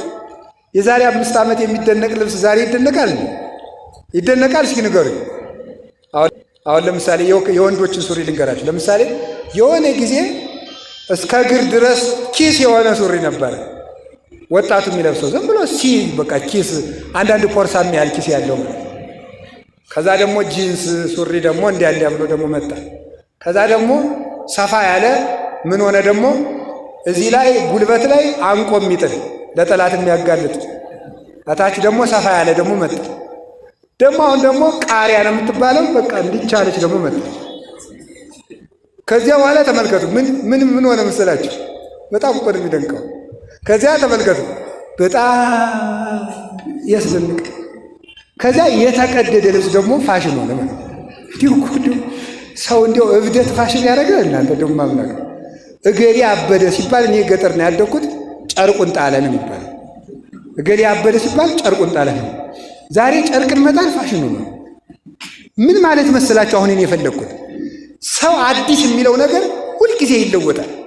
ስለዚህ ምን ሊቃውንት ይህን ሲተረጉም ኪዳለ ዘያፈቶሙ ለመላእክት ከመ ያውጽዋ፣ መላእክትን ሁልጊዜ የሚያስመኛቸው እግዚአብሔር ነው። መላእክትን የሚያስመኛቸው እግዚአብሔር እንዴት ሁልጊዜ ይመኛል? ቆይ ሰው ያገኘውን ነገር እንዴት ይመኘዋል? ቆይ ይችን ጭራ ደስ ብትላችሁ ምንም አይደስ አይላችሁም ለእናንተ ጭራ፣ ግን እንደው ደስ ብትላችሁ ሳጥቻችሁን ትመኟታላችሁ? ንገሩኝ እስኪ። ብትወዱት ሳጥቻችሁ ትመኙታላችሁ? አትመኙት። ሰው በጣም የሚያስደንቀው ነገር ሰው ወረተኛ ነው። ያገኘውን ነገር መልሶ አይወደውም። እስኪያገኘው ነው የሚወደው። እግዚአብሔር ግን ተገንቶም ይወደዳል። ልናገኘው ፈልገነው አግኝተነውን ልናገኘው እንፈልጋለን። መላእክት ሊያመሰግኑት ፈልገው አመስግነውት ሊያመሰግኑት ይመኛሉ። ሊያዩት ፈልገው አይተውት ሊያዩት ይመኛሉ። ቀድሰውት ሊቀድሱት ይመኛሉ። ቅዱስ እግዚአብሔር ሊሉት ማለት ነው። ቀደሱት ማለት አመሰግኑት ማለት ነው። እንዴት ነው እያዩት ማየት መፈለግ? እንዴት ነው አግኝተውት ማግኘት መፈለግ? እንዴት ነው ይዘውት መያዝ መፈለግ? እንዴት ነው አብሯቸው ሆኖ እግዚአብሔር አብሮ እንዲኖር እፈልጋለሁ ማለት ነው። እግዚአብሔር ሁልጊዜ ስለማይለወጥ ልዩ ጽኑ ይባላል። እስኪ ልዩ ጽኑ በሉ። ምን አላችሁኝ? ልዩ ጽኑ። ለምንድን ነው ልዩ ጽኑ የሆነው? ከሌላ በተገኘ ነገር የጸና ስላልሆነ፣ ጽናቱ የራሱ ስለሆነ እሱ ብቻ ጽኑ ተብሎ ይነገርለታል። ሌላው ግን በሌላ ስለሚጸና የሚያጸናው ሲለየው ጽናቱ ይቀራል፣ ይፈርሳል። እግዚአብሔር ልዩ ጽኑ ነው። እግዚአብሔር ልዩ ንጹሕ ነው። ሰው እንደሆነ እንደ ነጭ ጨርቅ ነው ይላሉ። ይሄ ነጭ ነጠላ ጥቁር ቀለም ብትረጩት ይጠቁራል፣ ቀይ ቀለም ብትረጩት ምን ይላል? አቤት እንደ እናንተ ማለት ነው፣ እንደ እኔም ጭምር። እናንተም አሁን እዚህ ሁሉም ሰው ጻድቅ ሆኗል። እግዚአብሔር የተመሰገነ። አይ ሌላ ነው ጎበዝ ነው ያልኩት። እንዳትገለብጡት። እንደና አጀሬ ደግሞ ድናችኋል እያልኳችሁ እንዳይመስላችሁ። እኔ እንደዚህ አይደለም ያልኩኝ። እዚሁ ውስጥ ሁሉ ሰው ጻድቅ ነው ያልኩኝ። ሁላችሁም አሁን ደግ ደግ እያሰባችሁ ነው አይደለም? እዚህም እኮ ክፉ የሚያስብ አይጠፋም ነገር። አሁን እዚህ ደግ ደግ እያሰባችሁ ነው ሰው። በጣም መልካም ነው። አሁን እንግዲህ ዘማሪው ሲዘምር ሁላችሁም ዘምራችኋል። ከዚያ ደግሞ እገሌ የሚባለው ሙዚቀኛ አዲስ ዘፈን አወጣ ሲባል ደግሞ መስፈን ለሰው ሁላችሁ ለነጭ ጨርቅ በሉ፣ ጥቁርም ቀለም በሉ ይስማማዋል። ለእናንተ ዘፈንም ይስማማችኋል፣ መዝሙርም ይስማማችኋል፣ ስድብም ይስማማችኋል፣ ፍቅርም ትወዳላችኋል። ጥርግርግ አድርጋችሁ ትሳደቡና እኔ እንዲሁ ፍቅር እንዲኖረኝ ይፈልጋለሁ ይላል ሰው ማለት ነው። ረጎ በልነው አይደለም እናንተ ሰው። ሰው መስረቅም ደስ ይለዋል፣ ደግሞ ለቤተ ክርስቲያን አስራት መስጠትም ደስ ይለዋል አይደለም? አትዋሹ ብሎ መምከርም ደስ ይለዋል፣ መዋሸትም ደስ ይለዋል። ችግር የለውም ማለት ነው። መዘሞትም ደስ ይለዋል፣ ተክሊል ብናደርግለትም አይጠላም አይደለም? እንደሱ ነው። ሁሉም ቦታ ላይ አለው ማለት ነው።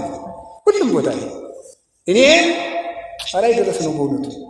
እኔ ይቅርታ አድርጉልኝ፣ ድንግልና የለኝም፣ ተክሊል እንዲደረግልኝ እፈልጋለሁ፣ ካለዚያ ራሴን አጠፋለሁ ያለ ልጅ አለ ሰሞኑን። አንድ ነገር ነው እንደው ወይ ወላዲታ ለምን ሲባል እናት አባቴ ምን ይለኛል፣ ጎረቤት ምን ይለኛል፣ ሁሉንም እኛ እንፈልገዋለን ማለት ነው። ለእኛ ሁሉም ይስማማል። እግዚአብሔር ግን ባህሪው አይስማማው።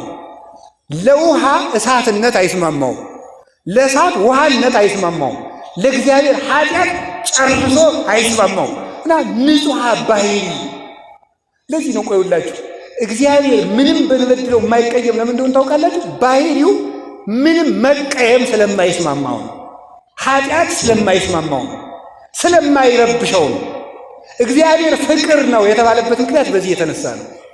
እግዚአብሔር ፍቅር ነው የተባለ ለምን ይመስላችኋል? የኛ ፍቅር የኛ መውደድ በምንወደው ሰው ላይ የተመሰረተ ነው። የምንወደው ሰው እስካከበረን ድረስ እናከብረዋለን፣ እስከወደደን ድረስ እንወደዋለን፣ እስከሰጠን ድረስ እንሰጠዋለን። ሰጠነው እንኳን እንዲያመሰግነን ሰጠን። ይችን ስጦታ እስቲ ቆይ አይኑ ደስ አለው፣ ፈገግ አለው። እንዴት ነው ሲያስቀምጠው? እንዴት አድርገው ጣል አደረገው? ተለቃለ ቦታ ላይ ያስቀመጠው ንቆይ ነው። በጣም ብዙ ትንታኔ፣ አንድ መጽሐፍ የሚሆን ትንታኔ ማለት እንደዚህ ያለን። ስለዚህ መከበሩን እንወደዋለን ማለት ነው። ከዚህ በኋላ እንመጻደቃለን። መጽውተን እንኳን ራሱ እኮ የምንመጻደቀው እኮ ፍቅር ስለሌለን ነው። ቆይ እንደው በሞት ያን ነገር ልንገራችሁ። እግዚአብሔር ምንድን ነው ያለ? ባልንጀራህን በሉ እንደማን አድርገህ ውደድ። አቤት ቆይ አሁን እናንተ ኮት ገዛችሁ አይደል? ኮት ገዛችሁ። ለምሳሌ ገብረ ማርያም የሚባል ሰው ነው። እኔ እኮ በጣም ለእኔ ጥሩ ውለታ ዋልኩለት ኮት ገዛው ትላላችሁ ወይ? እስኪ ትላላችሁ ለራሳችሁ? አሁን እኔ አባ ነኝ።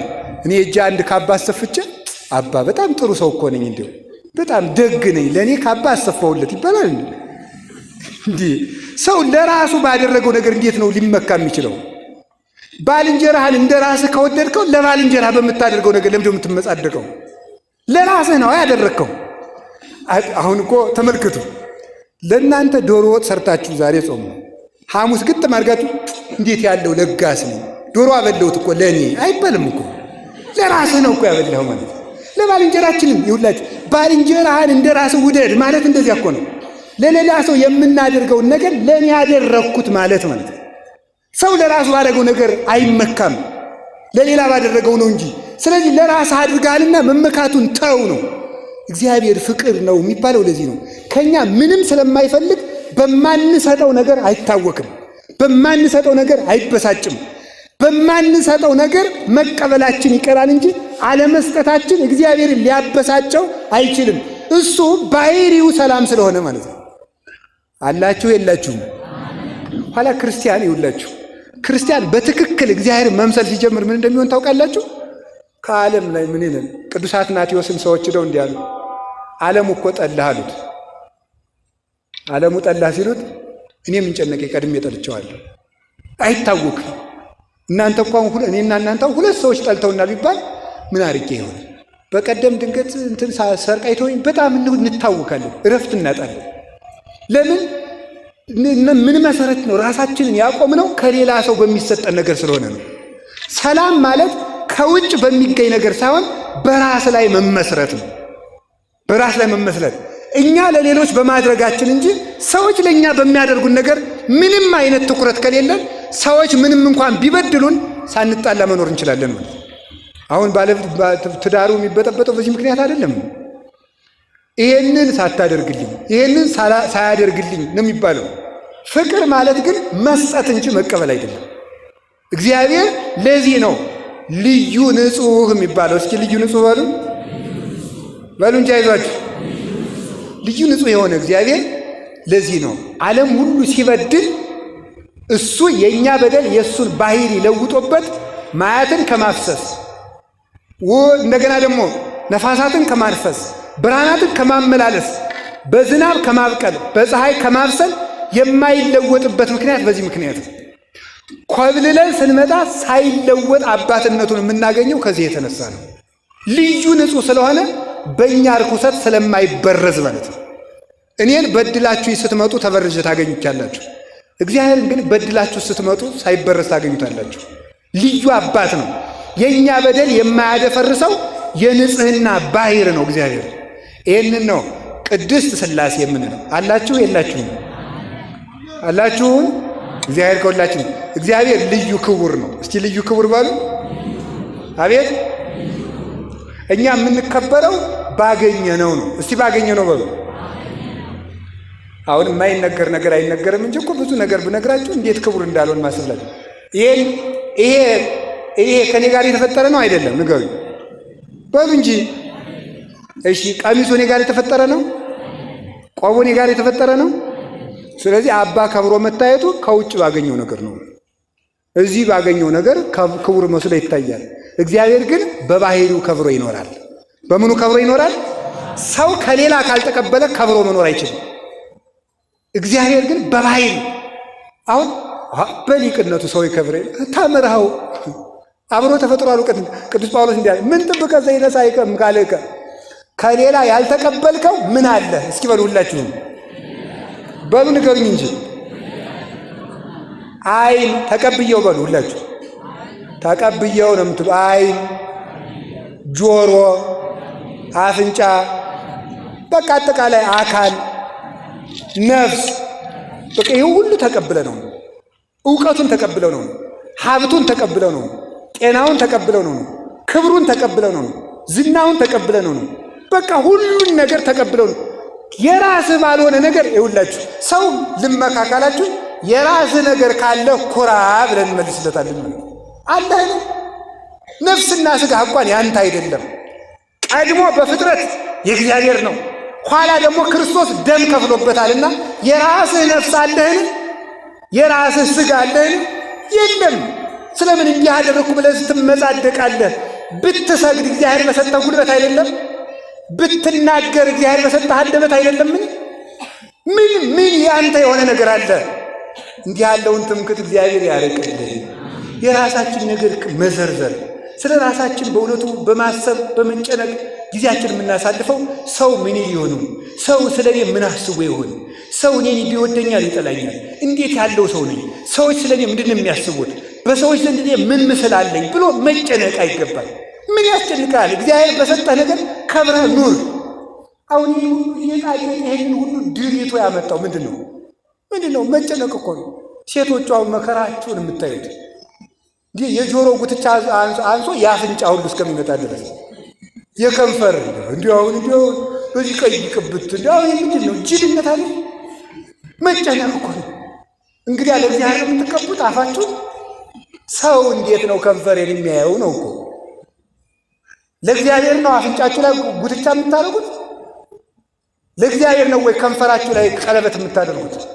ለሰው አይደለም። ለእግዚአብሔር ተጨንቆ መኖር ይገባል። በእግዚአብሔር ፊት ስላለን ውበት፣ በሰው ፊት እንዲህ ያለን ደምቀን በእግዚአብሔር ፊት ከቁራ የጠቆርን አይደለምን?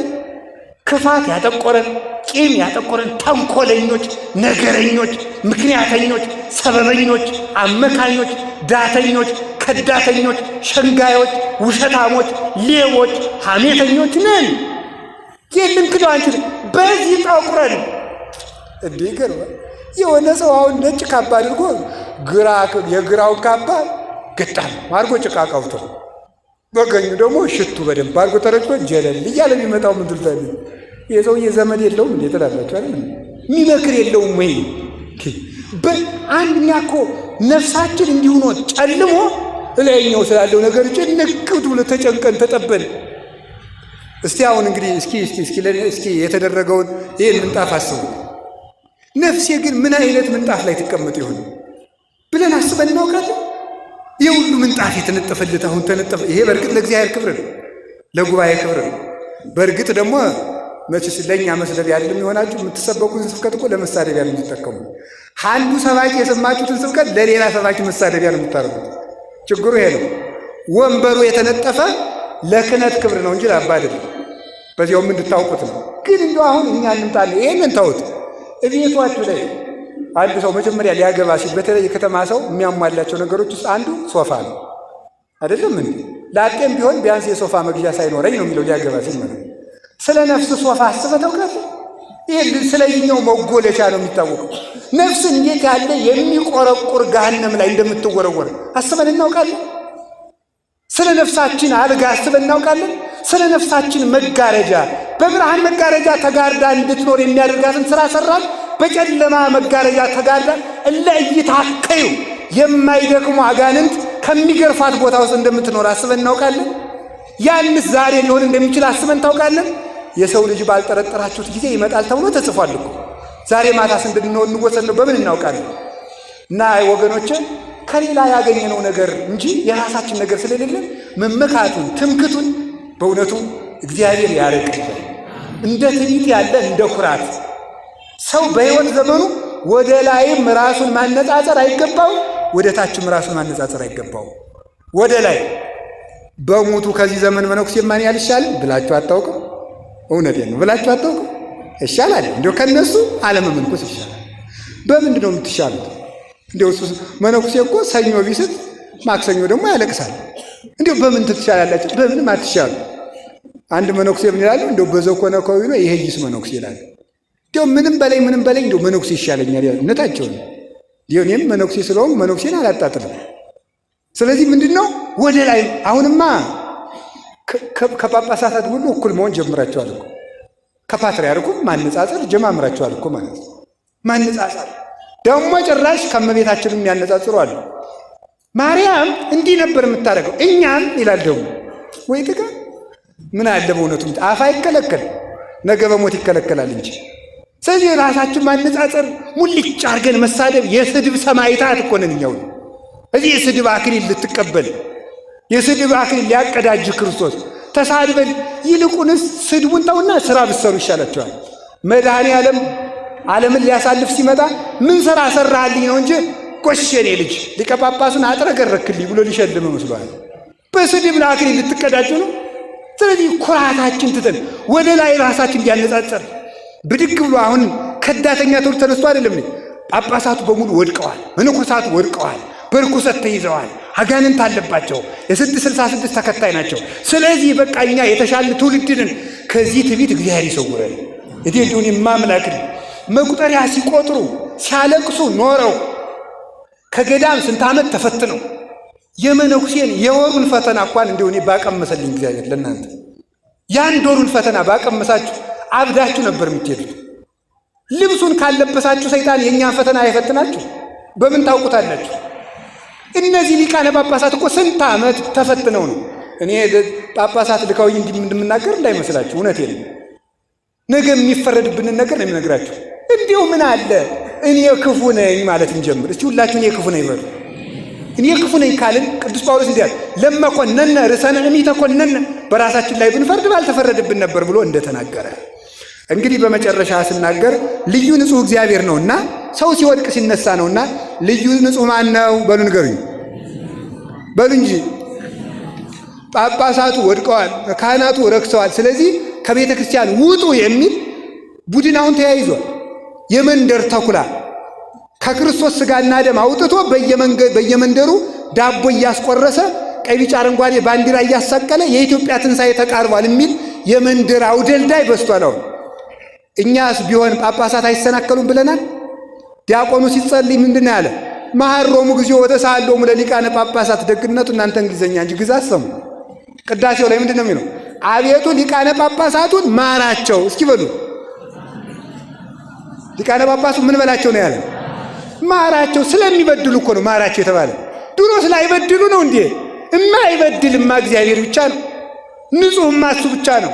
ግን የሚበድሉ ቢሆን እንኳን እነሱ ቢበድሉ እኛ ብንበድል ካህናት ብንበድል ክህነቱ አይበደልም፣ ቆቡ አይበደልም፣ አስኬማው አይበደልም፣ መስቀሉ አይበደልም፣ ቅዳሴው አይበደልም፣ ማኅሌቱ አይበደልም፣ ስርዓቱ አይበደልም፣ ፍትሐቱ አይበደልም፣ ክርስትናው አይበደልም። ምን ማለት ነው?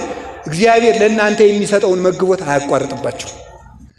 የእኛ ኃጢአት እንደተስቦ በሽታ በቡራቻችን በኩል ወደ እናንተ የሚተላለፍ አይምሰላችሁ። አይተላለፍም። እኔው ተሸክሜው ነው የሚቀረው። ለእናንተ በረከቱ ይመጣል፣ ለእኔ መርገሙ ይቀረኛል። ኋላ የምቀጣበትን እቀበላለሁ። ይህን ማወቅ አለብን። ድሮስ ቢሆን አሁን ብዙ ካህናት እየተሳሳቱ ስለሆነ አሁን ቤተ ክርስቲያን እንዴ እኔ ድሮስ ቢሆን የማይሳሳት ጳጳስ ነው እንዴ የምከተለው? የማይሳሳት መነኩሴ ነው የምከተለው? የማይሳሳተውን ክርስቶስን ነው የምከተለው። ማንን ነው የምከተል በሉት ሁላችሁ። ልዩ ንጹሕ። ለዚህ ነው ልዩ ንጹሕ ያለው እግዚአብሔር እሱ ነው። ከሊቃነ ጳጳሳት እሱ ንጹሕ ነው። ከነቢያት ይልቅ እሱ ንጹሕ ነው። ከሐዋርያት ማኅበር ንጹሕ ነው። ከሌላው መኑ ይመስለከ እምነ አማልክት እግዚኦ። አቤቱ ከአማልክት እንዳንተ ያለ ማን ነው? ከጣዖታት አማልክት ሳይሆን ከአማልክት ዘበጸጋ እንዳንተ ያለ ማን ነው? ማንም የለም። እንኳን እሱ እናቱን ምንድን ነው የምንላት? ደስ ስለሚል ልንገራችሁ። ቅዱስ ኤፍሬም ያላት ለኪ ደሉ ዘእምኩሎሙ ቅዱሳን ትዛሊ ለነ ኦ ምልዕተ ጸጋ። ምልዕተ ጸጋ ምልዕተ ክብር ሆይ ከሁሉም ቅዱሳን ይልቅ አንቺ ልታማልጅን ይገባላል። አንቲ ታብ ሊቃነ ጳጳሳት ይለምኑልህ እንጂ መለመኑንማ ይለምኑልኛል። አንቲ ታቢም ሊቃነ ጳጳሳት፣ ከሊቃነ ጳጳሱ አንቺ ትበልጫለሽ። ተመልከቱ። ከኪሩቤል ብይ ግርማ ላይ ተመልከቱ። ዛቢም ግርማ ኪሩቤል ወሱራፌል። ከሱራፌል ከኪሩቤል የሚበልጥ ግርማ አለሽ። ሱራፌል ይለምኑልህ እንጂ ከሱራፌል አንቺ ስለምትበልጭ ነው እንጂ መለመኑንስ እነሱም ይለምኑልኛል። ኪሩቤል ይለምኑልህ እንጂ መለመኑን ይለምኑልኛል። ግን ከኪሩቤልም ትበልጫለሽ። ለምን? እነሱ ንጹሕ ሆነው ቢኖሩ ኃጢአት በሌለበት ዓለም ነው። ድንግል ማርያም ንጹሕ ሆና የኖረችው ግን ጉድለት በበዛበት ዓለም ሆና ምሉ ሆና ስለተገኘች ነው። እሷን የሚመስል ንጹሕ የለም። እንኳን እግዚአብሔር የሚመስል ንጹሕ ሁሉም ሰው ይሰናከላል። የማይሰናከለውን ስለዚህ ቅዱስ ጳውሎስ ምን አለ? ደግሜ ልንገራችሁ። ወንትለው ለፍጹም መላክነ የእምነታችን ራስ ክርስቶስን እንከተለው። ዕብራውያን 12 ቁጥር 1 እስኪ በሉላችሁ። የእምነታችን ራስ በሉ ማን እንከተለው? ክርስቶስን ተከትለን እሱ ካለበት ለመድረስ ያብቃል። እስቲ ቅድስት ሥላሴ በሉ። አጭር የሆኑ 4 ነጥቦች እናገርና ልጠቅልለው። ቅድስት ሥላሴ በሉ እስቲ። ሥላሴ ለምን በሴት ተጠሩ የሚለውን ተናገር ልጨርስ። በሴት ቅድስት አይደለ? ቅዱስም ይባላል። ግን ቅድስት ሥላሴ ለምንድን ነው ሴት ያልናቸው ሲባል ሴት ወላድ ናት። ሥላሴም ይላሉ ተመልከቱ 3 ነገሮችን ይወልዳሉና ይላል። ምንድን? ወላዴ ፍጥረታት፣ ወላዴ ሕገጋት፣ ወላዴ ሀብታት ናቸው። ሥላሴ የምን ወላጅ ናቸው? የፍጥረት በሉ እንጂ። ከዚያስ የሕግ በሉ። ከዚያስ የምን የሀብት ምንጭ ናቸው ሥላሴ። የአባታችን የአቡነ አረጋዊን ገድል የጻፈው ሊቅ እንዲህ ብሎ ይናገራል። በስመ እግዚአብሔር ቀዳማዊ ዘእንበለ ጥንት ወይ ተፍጻሜት፣ መጀመሪያና መጨረሻ በሌለው በአብ ስም ወበስመ እግዚአብሔር ወልድ። ተመልከቱ። ቀዳማዊ ዘእንበለ ጥንት ወይ ዘእንበለ ተፍጻሜት ዘተሰገው ማርያም ቅድስት ወበስመ ተመልከቱ። ከመቤታችን ከቅድስት ድንግል ማርያም ሰው በሆነ መጀመሪያና መጨረሻ በሌለው በወልድ ስም በስመ እግዚአብሔር መንፈስ ቅዱስ ቀዳማዊ ዘእንበለ ጥንት ወይ ተፍጻሜት ዘነበበ በነቢያት እምቅድመ ይረድ ላይ ለሐዋርያት፣ በሐዋርያት ላይ ከመውረዱ በፊት በነቢያት ትንቢት ባናገረ መጀመሪያና መጨረሻ በሌለው በመንፈስ ቅዱስ ስም ይልና ምን ይላል? ነዋ ሥላሴ ተመልከቱ ዘይሴለሱ በአካላት ወይትወሃዱ በመለኮት ዘይነቅም እምኔሆሙ ጸጋ ወሀብት አሜን ብሎ ገድሉን ይጀምራል። ነዋ ሥላሴ ዘይሴለሱ በአካላት ወይትወሃዱ በመለኮት በሦስትነት አንድ የሚሆኑ በጌትነት አንድ የሚሆኑ ተመልከቱ። ሥላሴ እነሆ ዘይነቅም እምኔሆሙ ጸጋ ወሀብት ጸጋና ሀብት ከነሱ የሚገኝ ሥላሴ ነው። ከእናት ማኅፀን ልጅ እንዲገኝ ሀብት ሁሉ ከሥላሴ ይገኛል። እስቲ ሀብት ሁሉ በሉ። ከምን ይገኛል? ከሥላሴ ይገኛል። ከዚያስ ተመልከቱ፣ ሀብትን ይወልዳሉ። ሀብት ብዙ ነው። ሀብተ ትንቢት፣ ከዚያስ ሀብተ በገና፣ ሀብተ ፈውስ፣ ሀብተ መንግሥት፣ ሀብተ ክህነት፣ ሀብተ ትርጓሜ፣ ሀብተ መዊ፣ ሀብተ እንብ ወይም ደግሞ የእንባ ጸጋ፣ የጸሎት ጸጋ፣ የምስጢር ጸጋ፣ የማጥናት ጸጋ፣ የመተርጎም ጸጋ፣ የመፈወስ ጸጋ፣ ብዙ ሀብት አለ። የማገልገል ጸጋ፣ የተልእኮ ጸጋ፣ ብዙ ሀብት አለ። የሁሉ ከሥላሴ ይገኛል። በምን ይሰጠዋል ሲባል እንደ ሃይማኖቱ ጽናት፣ እንደ አእምሮ ስፋት ይላሉ ሊቃውንቱ። እንደ ሃይማኖቱ ጽናት በሉ እስቲ። እሺ ሀብት ከማን ይገኛል? ከሥላሴ በሉ እንጂ። ሀብት ከማን ይወለዳል? ከሥላሴ። በምን ይገኛል? እንደ ሃይማኖቱ ጽናት አትሉ? እሺ እንደ አእምሮ ስፋት። እንደ አእምሮ ስፋት ማለት ነገር ኃላፊ ልበሰፊ የሆነ ሰው ሀብተ ሥላሴን ያገኛል። ታጋሽ ያለ ልበሰፊ የሆነ ሰው ማለት ነው። ያልቸኮለ ሰው፣ በሰውም በእግዚአብሔርም የማይቸኩል እግዚአብሔር ያረምም ከመዘይ ሰምም ይጎነድ ከመዘይሁም። ተመልከቱ እግዚአብሔር ይላሉ ሰለስቱ ምዕት በቅዳሴ እንደማይሰማ ዝም ይላል፣ እንደማይሰጥ ይዘገያል ይላል። ሲጠሩት የማይሰማ ይመስላል፣ ስጠይ ሲሉት የማይሰጥ ይመስላል። በዚህ ትዕግስቱ ቸኩሎ እግዚአብሔር ትቶኛል ያላለ ሰው የሃይማኖት ጽናት አለው። የለፋበትን ማጨዱ አይቀርም ማለት ነው። ይሄ ነው እንደ ሃይማኖቱ ጽናት። ቸኩለን ስለወሰን ነው የፈለግነውን ያላገኘ ነው። የፈለግነውን ባናገኝ ከታገስን ግን ያስፈለገንን ማግኘታችን አይቀርም ካልቸኮልን በስተቀር። ግን ችኩሎች ነን፣ ቸኩለን እንወስናለን። እግዚአብሔርን እስከ መጨረሻ አንጠብቀውም። ከዚህ የተነሳ እንደ ሃይማኖቱ ጽናት፣ እንደ ልቡናው ስፋት፣ እንደ ቅንነቱ መጠን ሀብት ይሰጠዋል። የጸጋ መስፈሪያው ሃይማኖትና ቅንነትና ትዕግስት ናቸው። ጸጋ በእምነት እየተሰፈረ ይሰጣል። ጸጋ በቅንነት እየተሰፈረ ይሰጣል። ጸጋ በትዕግስት እየተሰፈረ ይሰጣል። እምነት ሲጎድል ሀብት ይጎላል። ቅንነት ሲጎድል ጸጋ ይጎላል። የልብ ትዕግስት ሲጎል ሀብት ይጎላል። የጎደለውን ነገር በእምነት በትዕግስትና በጽናት እንድናገኝ እግዚአብሔር ቅዱስ ፈቃዱ ይሁንልን። የሀብት መገኛ ቅዱስ እግዚአብሔር ይህ ሁሉ ሀብት ስለሰጠን ስሙ የተመሰገነ ነው። ብዙ ሀብት ሰጥቶናል በእውነት ማለት ነው። ማሸነፉን ሰጥቶናል፣ ማወቁን ሰጥቶናል። ሌላውን እንተወው በቃ የእሱ ልጅ የመሆን ሀብትን ሰጥቶናል። ከዚህ በላይ ጸጋ የለም። ልጅ አባቱ ሀብታም ከሆነ የአባቱን ሀብት ይወርሳል። አባታችን የማይደልየው የማይበደረው ባለጸጋው እግዚአብሔር ስለሆነ የእሱን ሀብት መውረሳችን ስለማይቀር በእሱ ስም እንድንጠራ ልጅነትን ስለሰጠን እግዚአብሔር ይመስገን። ይችንም እግዚአብሔር አይንጠቀን።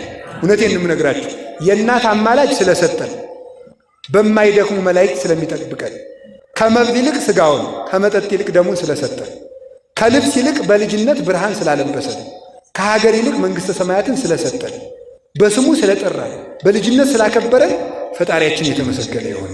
ልዩ ሀብት የሰጠን እግዚአብሔር ይሄ ነው። ልዩ ሀብታችን እሱን መምሰላችን፣ ከእሱ ጋር ነግሰን መኖራችን ነው። ስለዚህ በዚህ ምክንያት ሥላሴ ሴት ተባሉ። ሕግን የወለደ እሱ ነው። ሀብትን የወለደ እሱ ነው። ፍጥረትን የወለደ እሱ ነው። ስለዚህ እግዚአብሔር እናት ነው፣ እግዚአብሔር አባት ነው። የእግዚአብሔር አባትና እናትነቱ በሶስት ነገር ነው ይላሉ አባቶቻችን። አንደኛው በፍጥረት፣ ሁለተኛው በልጅነት፣ ሶስተኛው በምሕረት። ያዛችሁ በምን ነው ያልኳችሁ? አንደኛው በፍጥረት በሉ፣ ሁለተኛው፣ ሶስተኛው በምሕረት። እግዚአብሔር በዚህ ነው አባትነታችን። አይ እንዴት ያለ እናት ነው እግዚአብሔር! እንዴት ያለ አባት ነው! ወልዶ ማይጥል በፍጥረት ወለደን። በፍጥረት የሰጠንን መልክ በኃጢአት አበላሸ ነው።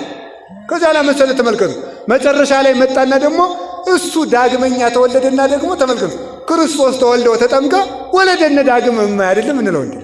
ዳግመኛ ወለደን ማለት ደግሞ የልጅነት አባትነትን ደግሞ ሰጠን እንደገና። አሁን እሱን ደግሞ በኃጢአት እያበላሸ ነው ስለሆነ አንድ ቀርታናለች። የምሕረት እናትነቱና የምሕረት አባትነቱ። የፍጥረት ልጅነታችን ብናበላሽ በልጅነት መለሰልን። የልጅነቱን በኃጢአት ስናበላሸው ደግሞ እግዚአብሔር በምሕረት ልጅነታችን ይሰጠናል። አባትነቱን አጽንቶ ይኖራል። የምሕረት አባትነቱ በንስሐ ማለት ነው። ባይሆንላችሁ ደግሞ በጥምቀት ያገኛችሁትን አባትን ልጅነት በኃጢአት ካበላችኋችሁ በምሕረት ልመልስላችሁ ብሎ የንስሐ በርን ቅዱስ ጎርጎርዮስ አርኀወ ለነ ኆኃተ ንስሐ የንስሐ ደጅን ከፈተልን ይላል። ጌታችን መድኃኒታችን ኢየሱስ ክርስቶስ ክብር ምስጋና ይግባውና ሲጠመቅ የተከፈተው ሰማይ የምሕረቱ ደጅ ነበረች። በኃጢአታችን የዘጋነውን ደጅ በጥምቀት የከፈተልን አምላክ ክብር ምስጋና ይግባው። ስለዚህ ሥላሴ እንለዋለን፣ ልዩ እናት እንለዋለን ማለት ነው። ቅድስት ሥላሴ ሴት የተባለ ስለዚህ ነው። አላችሁን? ሴት ወጥታ ወርዳ ልጇን ታሳድጋለች ይላሉ ሊቃውንቱ በሁለተኛ ትርጓሜያቸው። ሥላሴ ደግሞ በዝናብ አብቅለው በፀሐይ አብስለው ይመግባሉ። ነፍስን በሥጋና ደም በቃለ እግዚአብሔር ያሳድጋሉ። ሥጋን በዝናብ አብቅለው በፀሐይ አብስለው በአራቱ ባሕርያት መግበው ጠብቀው ከጽንስ ጀምሮ እናታችን የበላችሁ ተጭኖ የጠጣችሁ አንዝዞ እንዳይገለን ጠብቀው ያሳድጋሉ ሥላሴ። ከዚህ የተነሳ እናት ይባላል እግዚአብሔር ማለት ነው። ወልዶ የሚያሳድግ ማሳደጊያውንም ማደጊያውንም የሰጠን የፈጠረንም እሱ ስለሆነ ከዚህ የተነሳ ምን እንባላል? እግዚአብሔር እናት ይባላል። አላችሁ የላችሁ? እናት ክፉ ልጅ የላትም። የሚደንቀው እኮ ይሄ እናት ክፉ ልጅ የላትም። እግዚአብሔር እናት እንደውም ይላሉ አዘክሪ ለኃጥአን ሊቃውንቱ እንዲያግዙኝ ነው። ሲጠፋ አንዳንድ ጊዜ እነሱን መጠየቅ ይገባላል። አዘክሪ ለኃጥአን ወአኮ ለጻድቃን ብሏል እመቤታችን። ለጻድቃን ሳይሆን ለኃጥአን አሳስቢ። እስኪ በሉ እንደዚህ ለጻድቃን ሳይሆን ይህን ሊቃውንቱ በጉባኤ ሲተረጉሙ ምን ይላሉ? እንደ እናት ይላሉ። እናት ከጥሩ ልጇ ይልቅ ለክፉ ልጇ ታዝናለች። ይሄኛው ልጅስ መቼም ጠባየኛ ነው፣ ሰው ጋር ይኖራል። ይሄ ነው እንጂ እዚያም ጋር ሲጣላ አንዱ ቅንጭላቱን የሚልብኝ ብላ ለክፉ ልጇ እንድታስብ ድንግል ማርያም ወይ ለክፉ ልጆችሽ አስቢልን። እመቤታችንም ከጻድቃን ልጆቿ ይልቅ ለእኛ ታስባል። እግዚአብሔርም ከደጋግ ልጆቹ ይልቅ ከክፉ ልጆቹ አንዱም እንኳን እንዲጠፋ ስለማይፈልግ ለልጆቹ ስለሚያስብ እግዚአብሔር እናት ይባላል። እግዚአብሔር ለሁሉም ስለሚያስብ የነነዌ ጾም ከዚህ የተነሳ ነው አይደለም? ሰው ኃጢአትን እስከ የኃጢአት ጽዋ ሞልቶ እስከሚተርፍ ድረስ ሰርቶ መጨረሻ ላይ ምንድን ነው ያለው? ሂድና እነዚያን ሰዎች ስበክልኝ አይደል? ነቢዩ ዮናስ ከወጣ በኋላ ከባሕሩ ወጥቶ እግዚአብሔር ከባሕሩ ወጥቶ ሄዶ ሰበከ። ነነዌ ትጠፋለች አለና ኋላ እግዚአብሔር ምን አደረገ? እግዚአብሔር መስበኩን ሰብቻለሁ፣ እንግዲህ ችግር የለም፣ ግን አንተ መሐሪንም ማሳፈር አይቀርም። እንግዲህ ነነዌ ሳትገለበጥ ልትቀር ነው ደግሞ ነገ ትምርና። ስለዚህ ይህን ውሸት አምነን ልታስብለኝ ነው አለ። ተበሳጭቶ ተበጻብጾ ሳለ ፀሐይ ደግሞ ሲመጣው ተናዶ ሳለ እግዚአብሔር ቅል አበቀለለትና ያቺ ቅል እላዩ ላይ መታ ጥላ ሰራችለት። ተመስገን ብሎ ተኛ። ቢነቃ ቅሊቱን ትል በልቷት ፀሐይ እየመታው እንዲያው ቅል እንኳን የማይሰጥ እግዚአብሔር እንዲያው ብሎ ተበሳጭ። እግዚአብሔር መጣል ዮናስ አዘንክ አለው። አዎ አዘንኩ። እንዴት አላዝን? ይችን ቅል ትል ሲበላት እንዴት አላዝን? አንተ ላልተከልካት ቅል ስታዝን እኔ ቀኝና ግራቸውን ለማይለዩ ለእነዚህ ብዙ ሺህ ሕዝቦች አላዝንም አለ። ለዚህ ነው እግዚአብሔር እናት የተባለ ማለት ነው። ከፍተንም ይከተለናል፣ ጠፍተንም ይፈልገናል፣ ጎስቁለንም ይወደናል፣ ረክሰንም ይቀበለናል። ከዚህ የተነሳ እንኳን ልዩ እናት። አራተኛውን ልንገራችሁ ሊቃውንት የሚሉትን ሥላሴን ለምን ቅድስት ሥላሴን እናት የልጇን ዛይሉን ታግሳ ታሳድጋለች። ዛይል ማለት ምን ማለት? አጠቃላይ ከሕፃኑ የሚገኘው ቆሻሻ ማለት ነው። ሥላሴም የሰውን ኃጢአቱን ታግሰው ለስርየት ያበቁታል።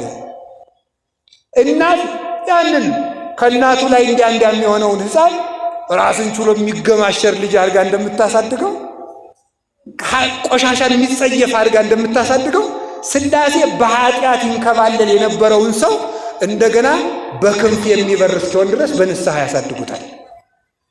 ቆሻሻን ታግሶ የሚያሳድግ ማን? እናት እግዚአብሔር።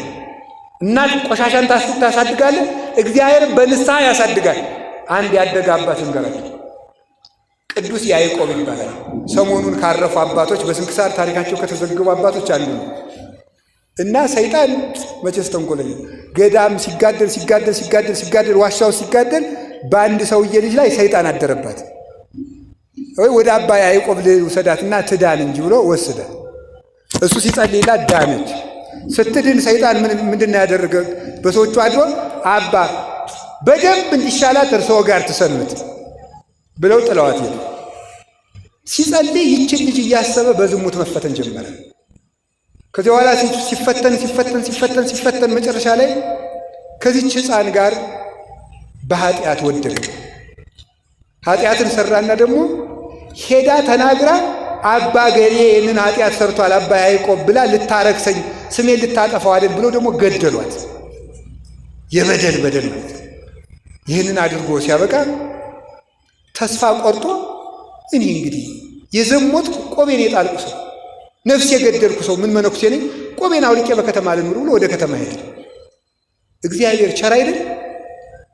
በጥንክርናችን ዘመን ያደረግነውን መልካም ነገር በድካማችን ጊዜ ያስብልናል። ከዛ በኋላ ያንን ድካሙን ከንቱ አላስቀረበትም። አሰበለትና ሌላ ቅዱስ አባት ላከለት። ወዴት እየሄድክ ነው? ተስፋ ቆርጬ ወደ ዓለም እየሄድኩ እንዲሁኝ በል ተመለስና ንስሐ ግባ እግዚአብሔር ይምርሃል አለ። 30 ዓመት ራሱን ከተቆረቆረ ግንድ አስገብቶ አስሮ አለቀሰ። 30 ዓመት ሁሉ አልቅሶ ምንም ነው እውነት እግዚአብሔር ምሮኝ ሆነ ወይ? እግዚአብሔር ተመልክቶ አያችሁ፣ የእናት የልጇን ቆሻሻ እንደምታገዝ መነኩሴ ሆኖ መዘሞት ይሄንም እግዚአብሔር ቻለ። እናት አይደል? መነኩሴ ሆኖ መግደል ይሄንም ቻለ። እናት አይደል? ቻለ። ኋላ ሊያሳድገው ነው። ወደ ምን ሊያሳድገው ነው? እስከ የት እንዳሳደገውማ ላሳያችሁ። ወሰደና ምን አደረገው መሰላችሁ? እዚያ ሲያለቅስ እውነት ግን እግዚአብሔር ይቅር ብሎኝ ይሆን ሲል እግዚአብሔር ድርቅ አመጣ። በዚያች ሀገር መከራ መልካም ነገርን ይዞ ይመጣል የሚባለው ለዚህ ድርቅን አመጣ። የሀገሩ ሰዎች ሁሉ ምህላ ያዙ።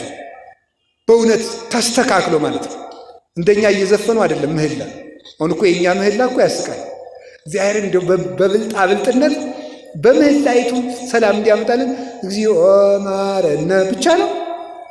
ተስተካክሎ ነው ምህላ መስተካከል አለብን በእውነቱ ማለት ነው። ወነጸረ እግዚአብሔር ላይለ አቤል ወላይለ መስዋዕቱ ወይነጸረ እግዚአብሔር ላይለ ቃየል ወላይለ መስዋዕቱ። እግዚአብሔር ወደ ቃየልና ወደ መስዋዕቱ አልተመለከተም። ከምህላችን ጋር እኛም አብረን ስለምንታይ እንስተካከል ነው እንጂ ምህላው ይቋረጥ ማለት አይደለም። ከዚያ ተመልከቱ ምን ሆነ? ሊቀ ጳጳሱ ሕዝቡን ይዞ ምህላ ሲገባ እግዚአብሔር እንዲህ አለው፣ አባ ያዕቆብ ካልጸለየላችሁ ዝናብ አይዘንብም ማለት ነው። እግዚአብሔር እሱን እንደማረው ለማሳየት ነው። ኋላ ሂደው አባታችን ዝናብ ቀርቶብን ጸልይልን ይዝነብልን። አይ እኔ በደለኛ ሰው ነኝ፣ እንዲያውም ዝናቡ በእኔ ቀርቶ ሊሆን ይችላል። አይሆንም አላቸው። እግዚአብሔር ልኮን ነው ግድ የለህም አለ። እንዲህ አለና በኃጢአት የጠቆረ ፊቴን ወደ አንተ ላቃናው አይገባኝም፣ በኃጢአት የከፋ አንደበቴን ወደ አንተ ልከፍተው አይቻለኝም፣ የቸርነትን ሥራ ስራላቸው ብሎ ጸለየ። ያን ጊዜ ዝናብ ዘነበ። በዚህ እግዚአብሔር ይቅር እንዳላወቀ ዝናብ የሚከለክል ኃጢአት የሰራውን መነኩሴ ዝናብ እስከ ማዝነብ አሰደቀው። ታግሶ የሚያሳድገን እግዚአብሔር የተመሰገነ ይሁን። ስለዚህ ምንላቸው ምናል ቅድስት ሥላሴ ሁላችንንም ያሳድጉን። ወስብሐት ለእግዚአብሔር።